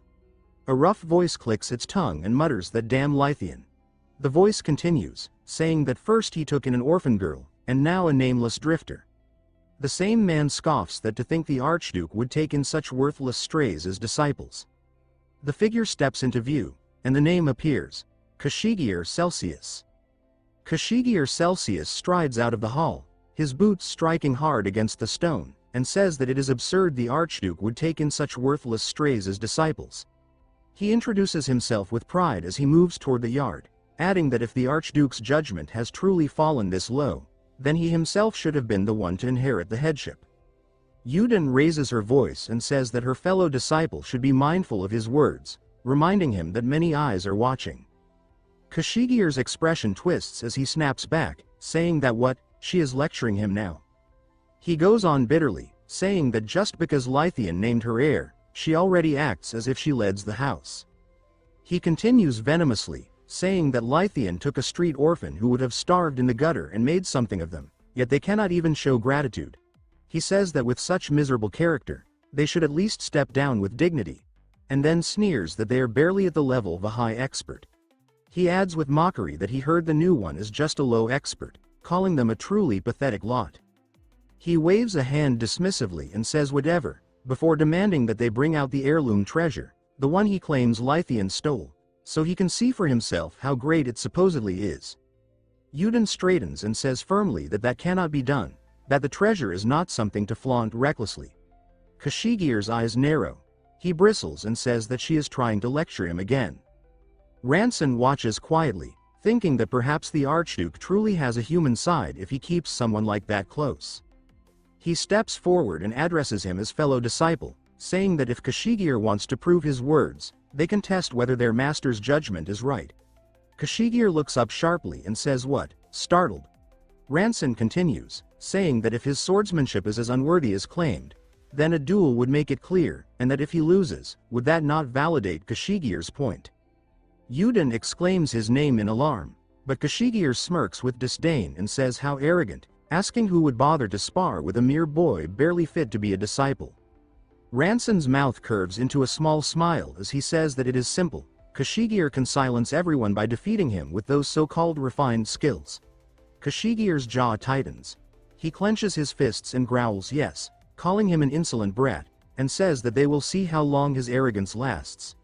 He turns on his heel and marches off, saying darkly that they will see soon enough. Yuden faces Ranson, flustered, and says that this is serious trouble, explaining that that disciple is petty and vindictive, and who knows what schemes he might plan for the exchange meet. Ranson glances at the onlookers who still snicker and says that are they done laughing now. Yuden clears her throat awkwardly and says that what happened earlier was a mistake. He answers evenly that it is fine, and says that no matter what tricks Kashigier uses, they will still beat him. Yuden exhales and says very well, then adds that they should resume training. Night settles over the academy grounds. Ranson hears a faint rustle and quietly says Yuden's name, uncertain. She stands by a low stone outcrop, her silhouette framed by starlight, and says that he came out to train tonight too. He startles slightly and says yes, before asking if she is stargazing. Then he realizes with a start that he spoke too casually. She glances sideways and hums thoughtfully, asking if he wants to look as well. He hesitates and asks whether she will not scold him for speaking so informally. She shakes her head and says that no one is around, and adds that he saved her life, so she will not scold him for that. He says oh, softly. Then she continues, saying that she had meant to tell him earlier that she is truly grateful, that he saved her and the children. He grins faintly and says that if she is that grateful, she should try using honorifics when they are alone, since he is her lifesaver, and, he adds, 3 years older than her, as she knows.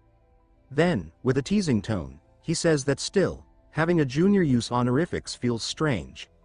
He sidesteps the topic and asks whether she likes stargazing. She replies that not only the stars, but she enjoys watching the 13 patron stars. He repeats curiously that the 13 patron stars. She looks up at the glittering sky and explains that all stars move, except for 13 that remain fixed, never changing position. She says that these are named after divine patrons, the 13 patrons. Ranson, also watching the heavens, asks why she likes them so much. She points to one bright star and says that that is Hyvabar, the goddess of wisdom. She explains that here, Hyvabar shines directly above one's head, and there is nowhere else like it. She says that when she was young, she did not know where she belonged, but when she saw that star, she realized that was where she was meant to be. She concludes that this is why she loves watching the 13 patrons. Yuden rises and says that she should go, as she needs to prepare the special lecture for the exchange meet. Ranson watches her retreat and thinks, amused, that she is running off out of embarrassment. At dawn, Yuden halts before the massive doors of the arena and asks if he is ready. Ranson answers that yes, he is. Together, they step out into the courtyard, packed with people. Ranson glances around at the rows of academy uniforms and thinks that there are far more spectators than he expected. From the crowd, he catches murmurs, some saying that he is the Archduke's direct disciple and that it is hard to accept, others muttering that they will see for themselves. Ranson studies their faces and thinks that they all look ready to tear him apart. He reasons inwardly that it makes sense. No one wants their academy position threatened, so of course they resent him.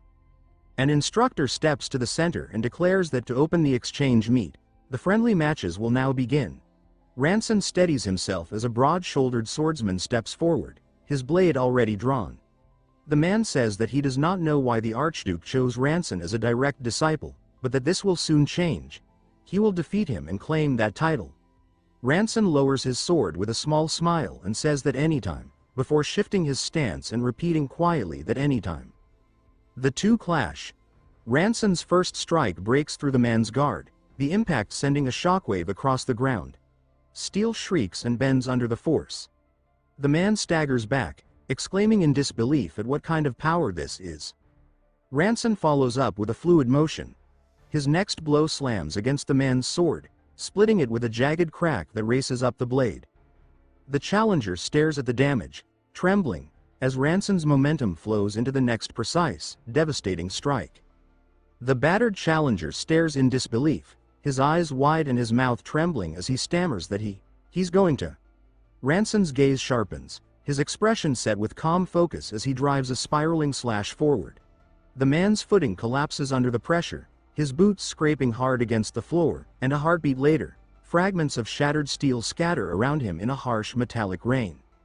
Yuden watches the outcome, surprise lighting her eyes.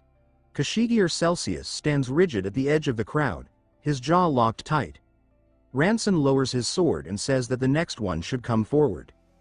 Yuden thinks that she expected him to improve quickly. After all, he had climbed from lower expert to mid-level in barely 2 weeks. But not to this extent. She notes inwardly that on top of that, he has already learned to channel mana through his blade. Ranson repeats flatly that the next should step up. Another opponent rushes forward. His aura flares blue, and in an instant, the man falls. Ranson says again that next. More challengers follow. Each one struck down by another clean, decisive blow. Each time, he straightens and says that next. From the onlookers, murmurs rise in disbelief. Some exclaim that he won again, others call him absurdly strong, while someone asks how many fights in a row he has taken now. Kashigir's expression twists darker with each word. He turns away, simmering with silent anger. Ranson glances toward the dais, thinking that so these are all the opponents their master arranged for him. He muses that it's a little underwhelming. He rolls his shoulder, exhaling once, and thinks that the final match is about to begin. The last opponent steps forward. A hooded youth, his grip trembling as faint aura flickers around his sword. The young man calls out that he's ready. Ranson braces, aura flaring. Their blades meet with a roar of impact, a wave of blue slicing through the air. The hooded figure hits the floorboards hard, his sword bouncing free. Ranson looks down at him and thinks that he still looks so young, maybe he overdid it. The boy's hands shake as he forces himself upright, eyes shadowed beneath the hood. His shoulders tremble, but he steadies his stance, bows deeply to Ranson, and then turns away, hurrying off the field without a word. Ranson watches him go, his sword lowered at his side, a small look of quiet satisfaction crossing his face. Later, beneath the academy's glass-domed hall, tables overflow with food and the hum of conversation fills the air. Yuden Guest says that she's just glad the sparring ended without any major incident, and Ranson agrees that it was fortunate. Yuden, dressed in a crisp white formal uniform beside Ranson, says that now all that remains is to finish the graduation banquet properly, and asks that there are no issues left, right? Ranson glances sideways at her and says that her outfit is. Yuden lifts her chin proudly and says that this level of formality is the minimum for a graduation event, adding that he should take notes. He pauses, his eyes flicking downward, and says sharply that wait, why is she wearing training shoes? Embarrassed, she quickly hurries off with bright red face.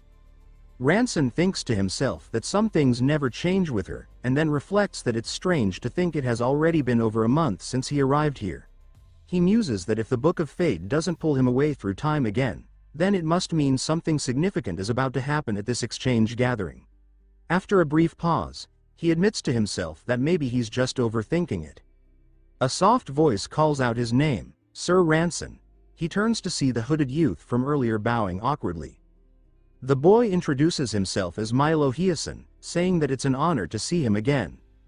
Ranson blinks in recognition and says that so he's that kid from before. Milo nods eagerly, blurting that Sir Ranson is amazing. Ranson tilts his head in confusion and says that what? Milo goes on quickly, saying that he was completely captivated by Ranson's confidence and power, and now by his remarkable constitution, and that it was a true honor to fight him. Ranson rubs his neck, embarrassed, and says that thanks, while thinking that this level of admiration feels a bit much. Milo brightens and says that he actually has a unique constitution too, then pulls down his hood, revealing pointed ears. He says that he's half-elf. Ranson stares for a moment and thinks that so elves really do exist after all. Milo continues enthusiastically, saying that humans, well, he's human too, but anyway, most people can communicate easily with sword spirits. But for him, it's difficult to connect with souls bound to crafted objects like swords. He says that his dream is to be like Ranson, someone who can work with both sword spirits and elemental spirits freely. Ranson thinks that he's not even anything special, but as Milo talks, he can't help but think of his students for some reason. He isn't sure what to say, but finally he says that if Milo works hard, he'll definitely reach that goal. Milo nods with determination and says that actually, connecting with sword spirits has been getting easier lately thanks to a new procedure. Ranson raises a brow and asks that really. Milo explains that when one undergoes this procedure, not only does communication improve, but swordsmanship ability rises too, which is why everyone popular is getting it done now. Ranson frowns slightly and thinks that it sounds suspicious, almost like a kind of doping fad. Just then, a soft chime echoes through the glass dome. Milo looks up in awe and says that it's starting. Ranson asks what he means. Milo raises a finger toward the sky and says that the psychedelic moon has appeared. It shows up only once a month, and says that it's breathtaking to see it in person. Ranson follows his gaze. The triangular, prismatic moon drifts across the clouds, its glow shifting in colors. He says that that's what he calls beautiful, but before he can say more, a piercing scream cuts through the hall. A voice crying out in terror. Ranson's head snaps toward the sound, his instincts flaring, as someone says sharply that hey, what's wrong with you? Chaos explodes across the banquet hall as a guest convulses violently and collapses to the floor. Ranson freezes, his instincts surging, and says that what in the world? The man's scream cuts through the music like a blade. In moments, others double over, their bodies twisting and bones cracking grotesquely. Bestial roars echo beneath the chandeliers as several guests morph into red-eyed lycanthropes, their suits tearing apart under dark fur and muscle. Ranson grits his teeth and demands to know what is happening, wondering aloud if this is what the Book of Fate had been warning him about. Milo stumbles into him, pale and trembling, gasping that something feels wrong with his body. Before Ranson can move, black fur bursts across Milo's arms and face. Ranson calls his name in alarm. Half transformed, Milo looks at him with shaking eyes and asks weakly if he will be all right. Ranson shouts his name again and pleads for him to stay in control, to fight it off. But Milo's forming muzzle twists mid-word as he rasps Ranson's name one last time and stammers that he wanted to become a knight. His sentence ends in a guttural, inhuman roar as another werewolf lunges, claws flashing toward Ranson's throat. Before he could react, Milo jumps at the beast. After rolling away from Ranson, he bites down on the werewolf. Another werewolf appears behind Ranson. Sensing the danger, he turns around. Ranson meets the attack head-on, his aura blazing blue as his blade cuts in a blinding arc. Sparks burst as steel meets claw, but even as he counters, his face twists in disbelief and anger. He shouts that his strikes are doing nothing, that his blows are not landing as they should. Each hit glances off with little effect, and frustration tears from his throat as he yells again that his attacks are not working. A streak of golden light cuts between them as Yuden dives in, her sword cleaving through another beast. She calls his name sharply and orders him to get himself under control. She says that if they don't move now, both of them will die, and she gestures fiercely toward the exit. Ranson protests, shouting that they can't just leave Milo behind. But Yuden drives another werewolf back with a blazing slash and says that it is already too late. Ranson steadies his breath, his grip tightening. He says that fine, he understands, and that they have to get out. Her eyes narrow as she adds that these things are unbelievably strong, that she'll aim for their heads while he focuses on blocking their claws. Yuden slashes through another charging beast and snaps that they move too fast for that, then locks eyes with him and says fiercely that he can handle it, and so can she. The pack gathers, snarling and circling. Ranson draws in mana until blue fire ripples across his sword and skin. Dropping into a low stance, he charges forward. His blade sings as it carves a brilliant arc, slicing through a lunging werewolf in one fluid motion. Beside him, Yuden's golden swordlight flashes like lightning, severing another creature cleanly. More crash in from every direction. Ranson pivots, unleashing a wide crescent of pure blue energy that blasts the corridor open. The shockwave scatters the beasts, buying precious seconds. Yuden bursts through the gap, her sword moving in a blur as she clears the path ahead. They sprint through the marble hallway, the air thick with the stench of blood and smoke. Yuden shouts over the din that they are almost there, that once outside, they can regroup with the knights. She adds that the creatures are clearly after the treasure their master brought, and that they have to keep it from falling into their hands. At the end of the corridor, the massive double doors to the courtyard stand in sight, but two hulking were-beasts block the way, their claws scraping against the stone floor. Yuden says that this is the final obstacle and calls out that they have to push through one last time. Ranson raises an arm suddenly and tells her to stop. His voice drops low as he says that something is off. The beasts don't advance. Their eyes glow not with hunger, but with strange intelligence. And as Ranson watches, a chill runs down his spine. The monstrous wolf-headed abomination rears back with a blood-red glare as dozens of tentacles burst from its body, lashing through the cathedral like living whips. Ranson positions himself between the creature and Yuden, shoulders squared, eyes fixed on the chaos as the writhing limbs carve trenches into stone.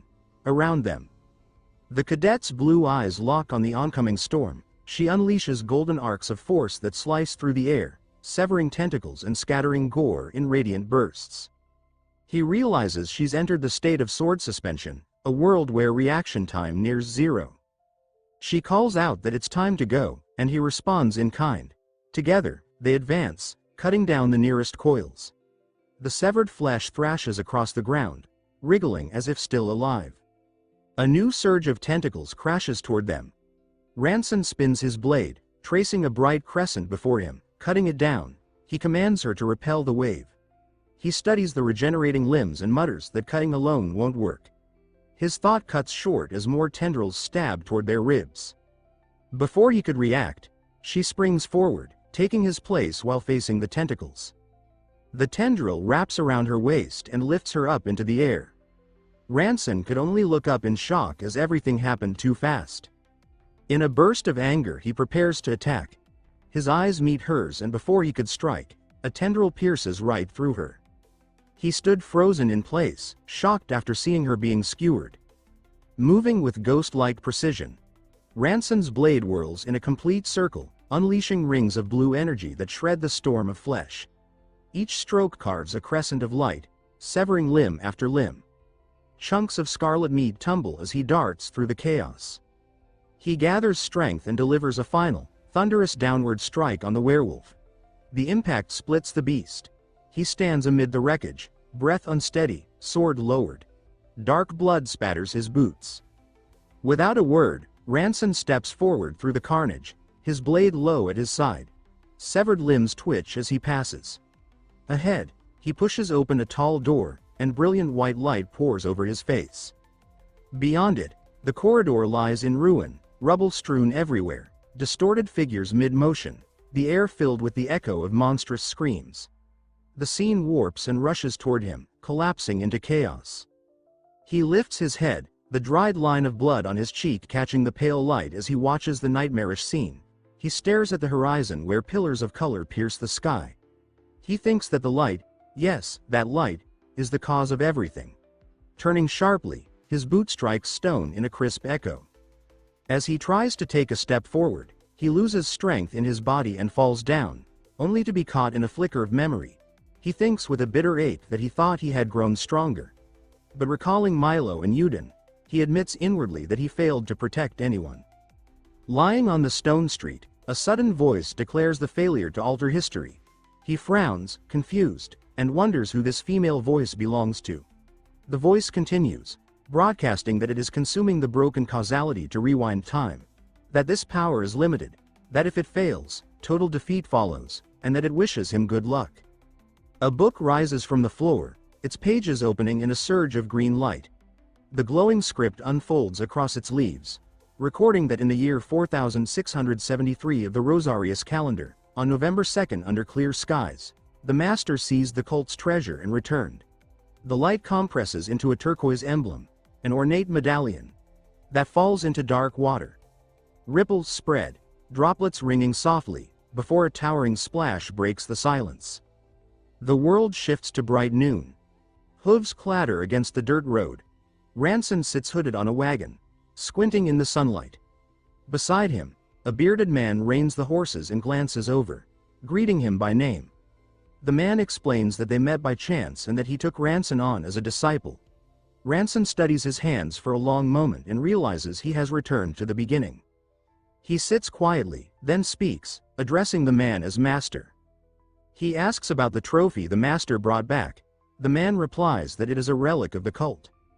Ranson's eyes narrow. Inwardly, he thinks that such a relic must have caused all of this. He starts to warn his master that something terrible will happen because of it, but the older man cuts him off. The master says that whatever it is, it's something Ranson must bear, not he. Confused, Ranson asks what he means. The master admits he doesn't know, only that it feels deeply sorrowful.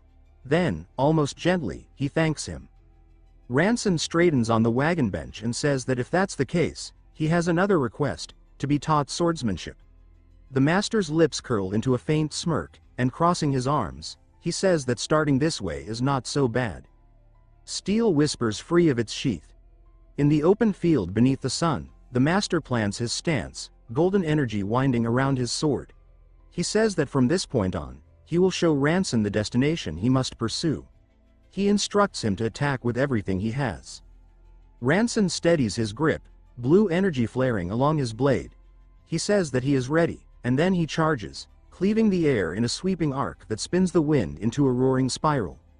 The vortex howls across the meadow, scattering grass and dust as nearby travelers raise their arms against the gale. The master stands his ground beneath the pressure, his sword gleaming with golden light. He raises it, channeling power into a single, clean strike. The descending blade meets the storm, and gold collides with blue, light exploding into countless motes that flutter like glowing petals. Ranson skids to a halt, eyes wide, the field washed in soft gold. He asks what this power is. The master, framed in drifting brilliance, answers that it is the realm of the filled sword, the state where steel and soul become one.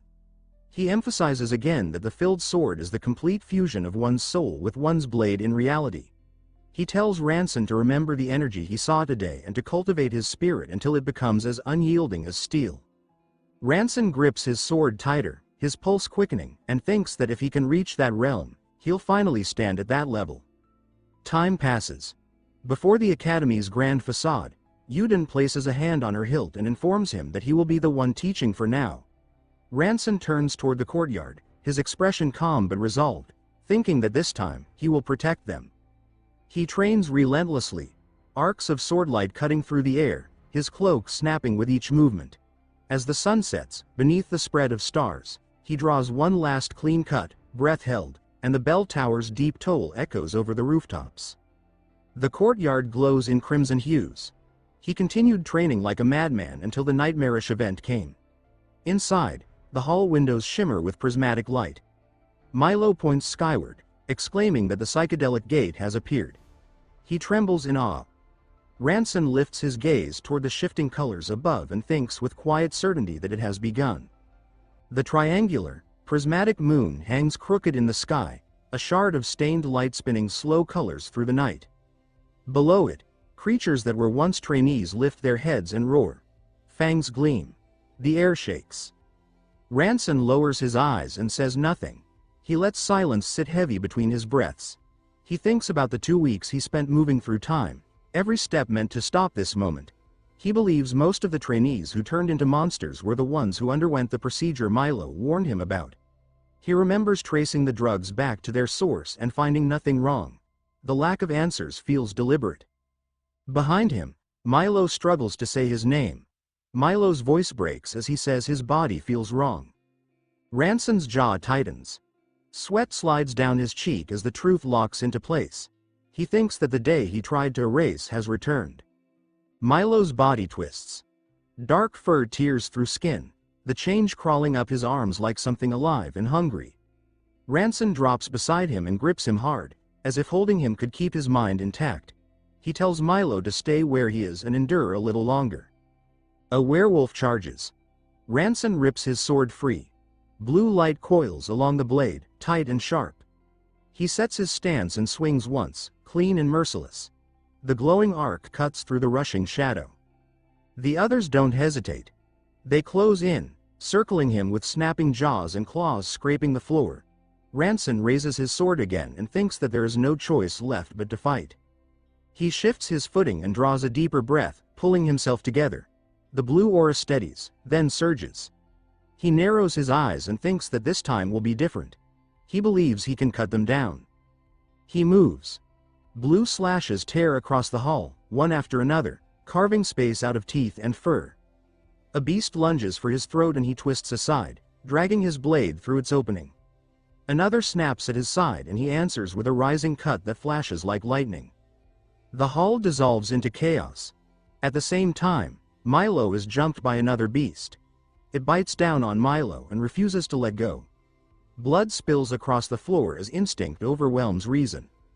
Ranson snaps his head toward the sound and shouts Milo's name. The monsters snarl and regroup, red eyes fixed on him as it lunges. Ranson cuts it down with ease, but it was too late for Milo. The other beast bites down on him while Ranson could only watch from a distance. He recalls Milo saying that he wanted to become a knight. Ranson freezes. That fragile wish hits harder than any claw. His sword lowers as a massive beast leaps toward him, claws wide, jaws open. He thinks that he failed them again. The thought crushes everything else until his mind goes empty. He believes it is happening all over again. A sharp voice screams his name. Yuden charges into view, ponytail whipping behind her as she yells for him to wake up. The beast crashes down on them. Steel flashes as she moves, cutting just enough to survive the impact. Yuden grabs him and shouts that he needs to get a grip. She snaps that if he freezes now, they will both die. Her eyes flick toward the corridor and she urgently points out the exit. Ahead, several monsters crouch along the red carpet like a waiting pack. Yuden tightens her grip on her sword and says each of them is monstrously strong. She exhales and says they need to divide their roles. She reaches for a smaller blade and declares she will go for their necks while he handles their claws. Ranson snaps at her to be quiet, forcing the chaos in his head to collapse into a single, sharp line. She calls his name again as he surges forward, low and fast, sword angled behind him. The pack tenses at the far end of the hall. One red eye gleams as saliva drips from its mouth. Ranson slams his feet into the floor and accelerates, a roar tearing from his chest as he commits fully. A memory resurges, the night sky, deep blue and scattered with stars. On a high ledge near the castle walls, Yuden sits with her knees drawn in, watching the heavens. Ranson asks if she's watching the 13 gods. She reacts with quiet surprise, and immediately asks how he knew. Ranson answers that it sounded exactly like something she would do, and that since she uses the 13 gods to orient herself. He asks if when she looks at the sky like that, She thinks things like protecting this place. She admits that it is true for her, because everything she has come from here. She asks why he shielded her. Ranson replies that if she dies, she cannot protect it. He reminds her that she once described the realm of sword support as the state where the sword moves on its own. He asks whether the sword sometimes moves beyond the wielder's intent. She presses, asking if he doubts his ability to control it. She tells him that once he reaches that realm, such distinctions no longer matter. The sword becomes him, and he becomes the sword. She explains that the blade moving on its own is simply his will taking shape. The memory releases him. Back in the hall, the sword hums in his hand as if it has been waiting. He draws it through the air and a blue arc tears outward. Another swing follows, wider and more violent. A red, swirling tendril surges toward him. Ranson twists and cuts through it, splitting the pressure apart before it can crush him. Dust and fragments scatter across the carpet. He drives forward, blue light coiling around him. Monsters rush from both sides. The fight continues without pause. Bodies tumble aside as he advances. Dust and torn flesh hang in the air. He exhales through clenched teeth, sweat sliding down his face as he stares ahead with hollow focus. Behind him, Yuden chases after him, shouting that he is insane and demanding to know if he wants to die. Ranson does not answer. He tightens his grip and thinks that he saved him. He glances back at her, the thought sharpening into certainty, this time. He snaps that if she has the strength to complain, she should swing again. A werewolf charges. Ranson meets it head-on, blue aura flaring as his blade cuts through. Yuden strikes in the same beat, her blow crashing alongside his. The monster collapses beneath the crossing attacks. Ranson's breathing shakes. He thinks that he saved Yuden, and that he killed the monster. He wipes his face and stares at the scattered corpses as distant movement shakes the hall. He wonders if this means success. Yuden suddenly shouts that the werewolves are heading outside. Ranson orders that they follow, and they sprint through the wreckage toward open air. Outside, Ranson stops short as pale columns of strange light rise into the sky. He blurts out the word light, as if naming it might stop it, and then realizes with dread that it is happening again. A pale green hexagon forms above him and declares that history failed to change. Cold runes announce that broken causality will be consumed and time rewound. Green light floods his vision. A rune-covered book opens and flips its own pages as a record resolves into clarity, stating that in the Lucera's calendar, year 4673, on November 23, under clear skies, the Master seized the cultist treasure. The roar of battle is replaced by hoofbeats. He is back to the start. Ranson jolts beneath a travel-worn hood on a rattling cart. His gaze stays hard as the road stretches ahead. He thinks that winning is not enough. A large chest rests nearby, silent and heavy. Ranson watches it and realizes that if guarding the cultist treasure is his task, he must become something beyond victory. He stares at the iron bands and knows that without reaching the realm of sword support, this trial cannot be overcome. He finally speaks beneath the hood, calling for his master, and asks what he must do to reach the realm of sword support. His master sits across from Ranson on the rolling cart and tells him that he is practically forcing the threshold, standing one step, no, half a step, away. Ranson answers that he feels the same tension, as if something is about to give. The road blurs beneath the wheels, and Ranson recalls the banquet. He cuts through werewolves, blue aura tearing through flesh. He thinks that he has to move faster. He drives his blade through a snapping maw, hot breath brushing past his face, and grinding his teeth as he thinks that he has to kill faster. The thought sharpens into a single demand. He thinks faster, but when he tries to make the sword obey, it refuses. Ranson admits that no matter how often he tries to command it, the blade does not answer him. The master tells him that this is exactly why it fails. Ranson reacts at once and asks what he means. The master asks whether Ranson commands his heart to beat. He asks whether Ranson orders his stomach to digest. Ranson answers that he does not. The master then asks why. If that is the case, Ranson insists on commanding his sword. He explains that the sword is not something to dominate, but something to accept. Ranson falls silent, staring ahead as the words settle. His gaze lowers as the explanation carves itself into him. He understands that sword trust is the sword becoming part of him. It is not a command, but a union. It is not a separate realm, only a process, a gradual unification of self and blade. The master tells him that for now, he must not draw his sword. Ranson immediately asks what he is supposed to do instead. The master answers that Ranson should not draw the sword, but allow the sword to draw him, and wait until that moment comes. Ranson starts to object, his hand tightening at his side as he thinks that he does not have time. The cart continues toward the fortress city beneath a bright sky. Ahead, Yuden spots him and stops short, eyes widening. Ranson stands beneath his hood as she approaches, and neither speaks at first. He thinks that the part of her that has not changed is still there, despite everything. Ranson watches her expression and feels an unexpected relief at that realization, the corner of his mouth lifting slightly. They arrive before a gathered crowd. The master and Yuden stand together as murmurs ripple behind them. Ranson's hand slides to his sword hilt, and metal whispers as the blade stirs.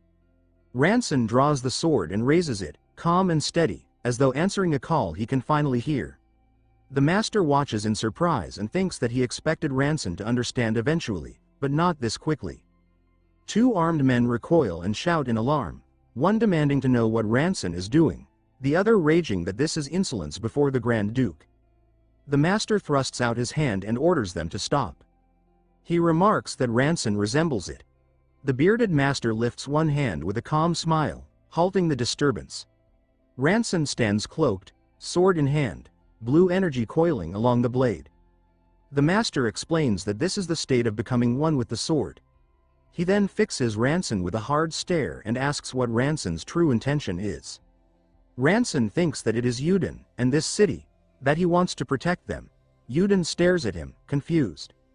The scene shifts to the completion banquet beneath a bright dome and glittering chandeliers. Rich dishes and desserts line the tables, and uniformed knights stand by the doors. Boots cross the polished floor as Yuden says that thanks to him, she was able to attend the banquet wearing proper shoes. She admits that she nearly had to run back and change. He replies that he would have been the one in trouble otherwise. Ranson thinks that staying close to them is the best way to protect them.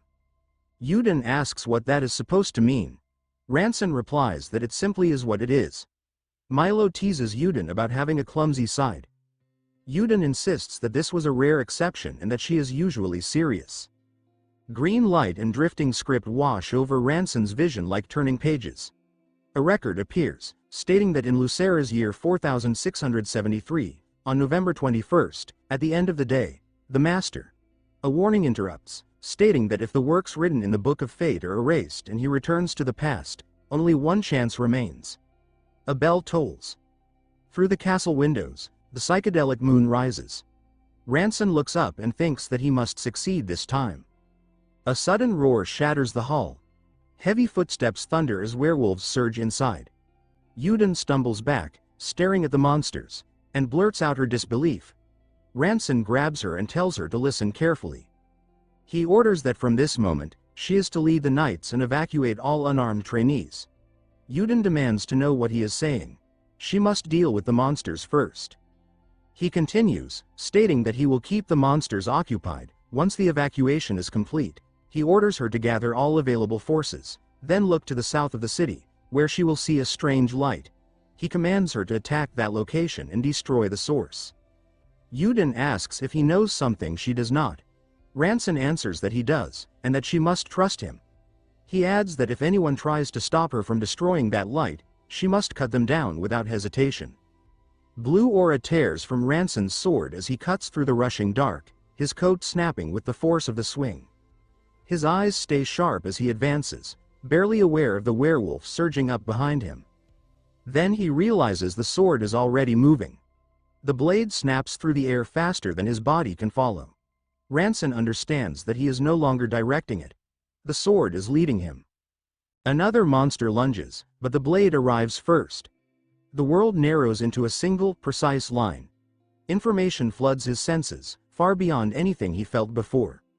Openings unfold everywhere, dozens of them, clear and unavoidable.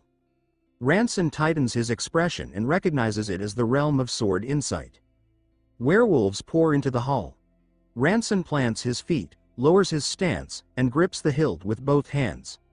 Blue slashes erupt in rapid succession, crossing the space like a net. Bodies fall before their leaps finish. Blood stains the red carpet as the last movement dies beneath the ringing steel. He thinks that this time, none of them escaped. Ranson exhales as tension drains from his shoulders and believes it is over. In the corner, Milo's transformed body crouches against the wall, shaking, claws digging into his own head. Ranson rushes over and kneels, keeping himself calm and low. He tells Milo to hold on, insisting that there must be a way to turn him back, and says that he is doing well by enduring. Milo growls and calls him Sir Ranson, saying that it is not like that. His jaw trembles, and tears slip through the fur. Ranson snaps that Milo should not say such weak things. He insists that skilled mages are nearby and that a solution will be found. Milo claws at his face and apologizes again, calling him Sir Ranson. He says that he knows this cannot be undone. His voice breaks as he adds that he wants to die as a human, tears spilling as his eye squeezes shut. Pain hardens Ranson's face as Milo digs his claws into his own neck. Milo collapses into the ground and blood-red tendrils lashes out from his back, thick cords snapping upward. Ranson bares his teeth and drives his sword down, cutting until the writhing mass collapses. He looks down and says that Milo has suffered enough. He thinks that if Milo is reborn 10,000 years from now, he should come join his family and he will treat him well. Ranson sheathes his sword and runs. Outside, the city lies dark. He sees no strange light and realizes that Yuden succeeded. Footsteps thunder closer. Yuden sprints toward him, shouting his name and calling him Junior, panic in her voice. She says that the Fat Master broke the heretic's chains. She remarks that the moment the Fat Master fell, the strange light vanished. Weakened werewolves stagger as their strength drains away. Yuden announces that they lost their power. Ranson forces a tired smile and tells her that she did well. The praise startles her. She turns to look for him, calling his name, but he has already slipped through time. When he emerges back in the future, he presses a hand to his chest, thinking that he wanted her to hear it, and keeps moving. He surveys the ruined streets and identifies the area as Central Kushan City, noting the destruction without surprise. He runs along a wall, drops into a crouch, and fixes his gaze on Pietro Baroni Castle.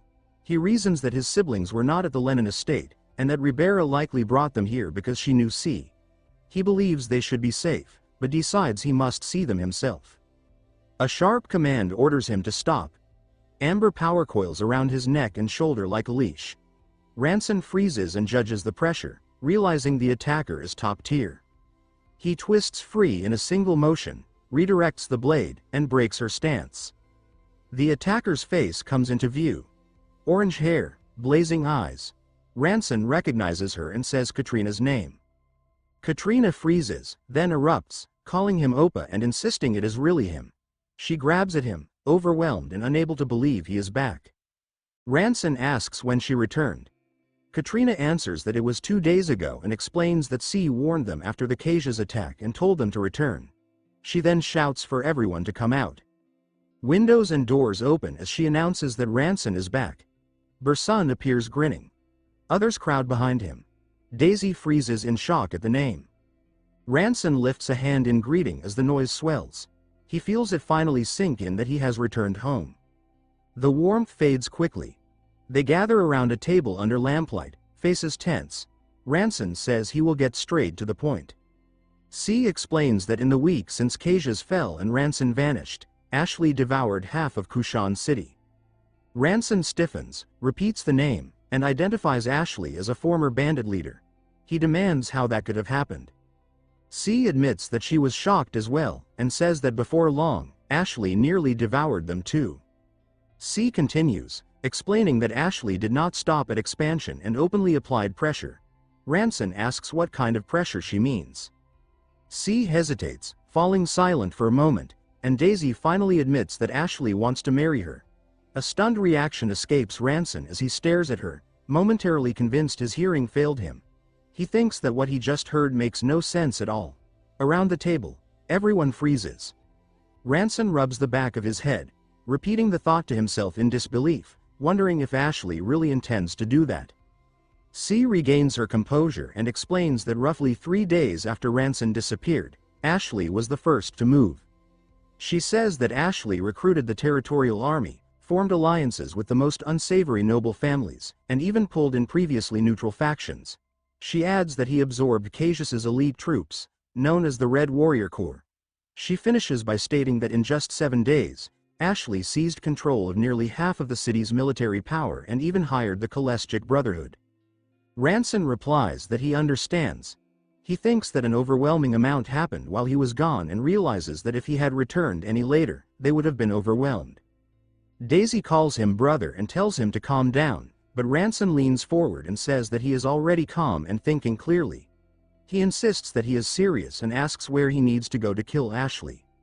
He corrects himself, saying that he means he should speak with Ashley directly. She explains that the Kushan City Joint Conference will be held the next day, a gathering where all armed factions meet to discuss governance rights, and she says that Ashley will attend. Ranson replies that this works perfectly and says that he can clean out Ashley and the rest of the trash there. C immediately tells him that he cannot do that.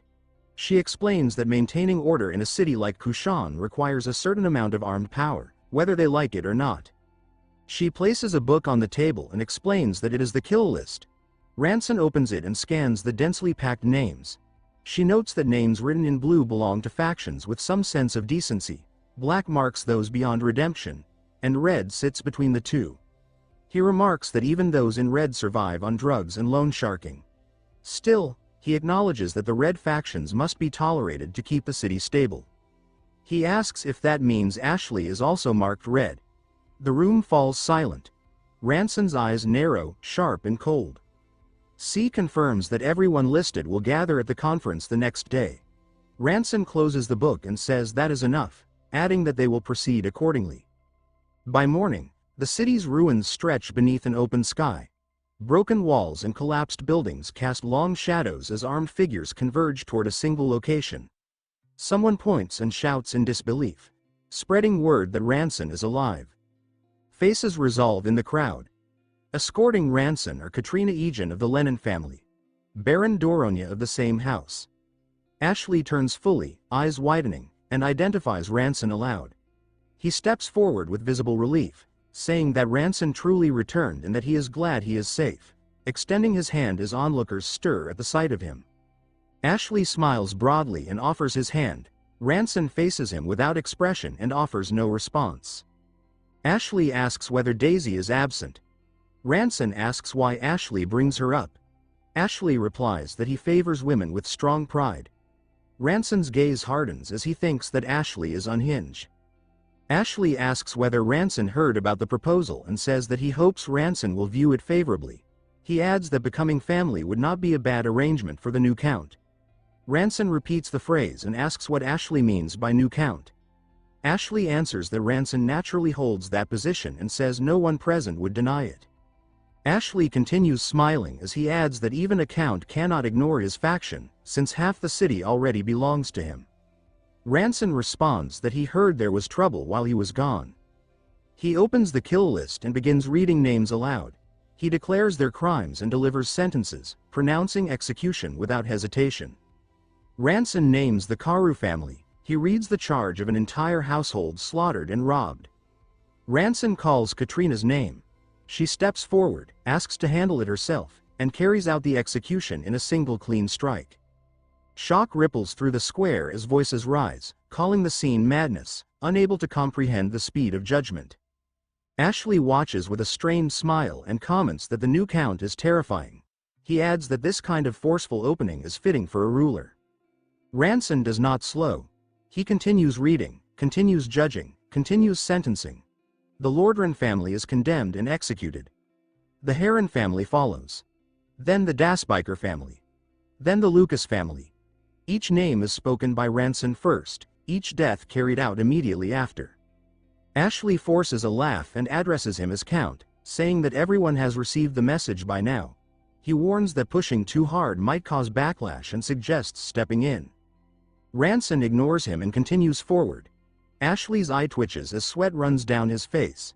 He says that he kept himself in check and addresses Ranson as the new Count. He steps forward and insists that the real problem lies with those men, claiming that none of it has anything to do with him. One of Ashley's followers shouts back in protest, arguing that Ashley is suddenly drawing a line between them. He says they all fed from the same trough and accuses Ashley of acting superior despite taking the dirtiest share himself. Ranson lowers his gaze. A cold, blue pressure swells around him. In the next instant, he moves. Blue aura snaps through the air, and Ashley barely managed to block with his swords. Ashley's eyes widen, and he demands to know what this is supposed to mean. Ranson responds by calmly listing the charges. He states that there are 3 illegal drug factories and 12 forced prostitution brothels. He then says Ashley's name and declares the sentence as death. Ashley staggers, and someone screams in panic for the Crimson Warriors to appear. Red armored soldiers surge forward. Ashley shouts that this can still be stopped and calls the situation reckless bravado. He yells Ranson's name again, warning that if this continues, they will all be destroyed together. Ranson's sword does not pause. Another blue arc explodes outward, and Ashley is struck hard enough to sever his head from his body. The crowd recoils. A man forces his way forward, calling Ranson a great warrior and asking if they really must fight to the bitter end. Ranson cuts him off and tells Uncle Uxala to make a choice whether they are retreating or coming for him. Uxala's expression tightens. He answers that it is arrogance to believe someone can kill whoever they dislike and still survive in this city, or anywhere in Roberland. He asks how clean Ranson believes himself to be to speak that way. Ranson says that cleanliness is not the issue at all. Images flash through Ranson's mind.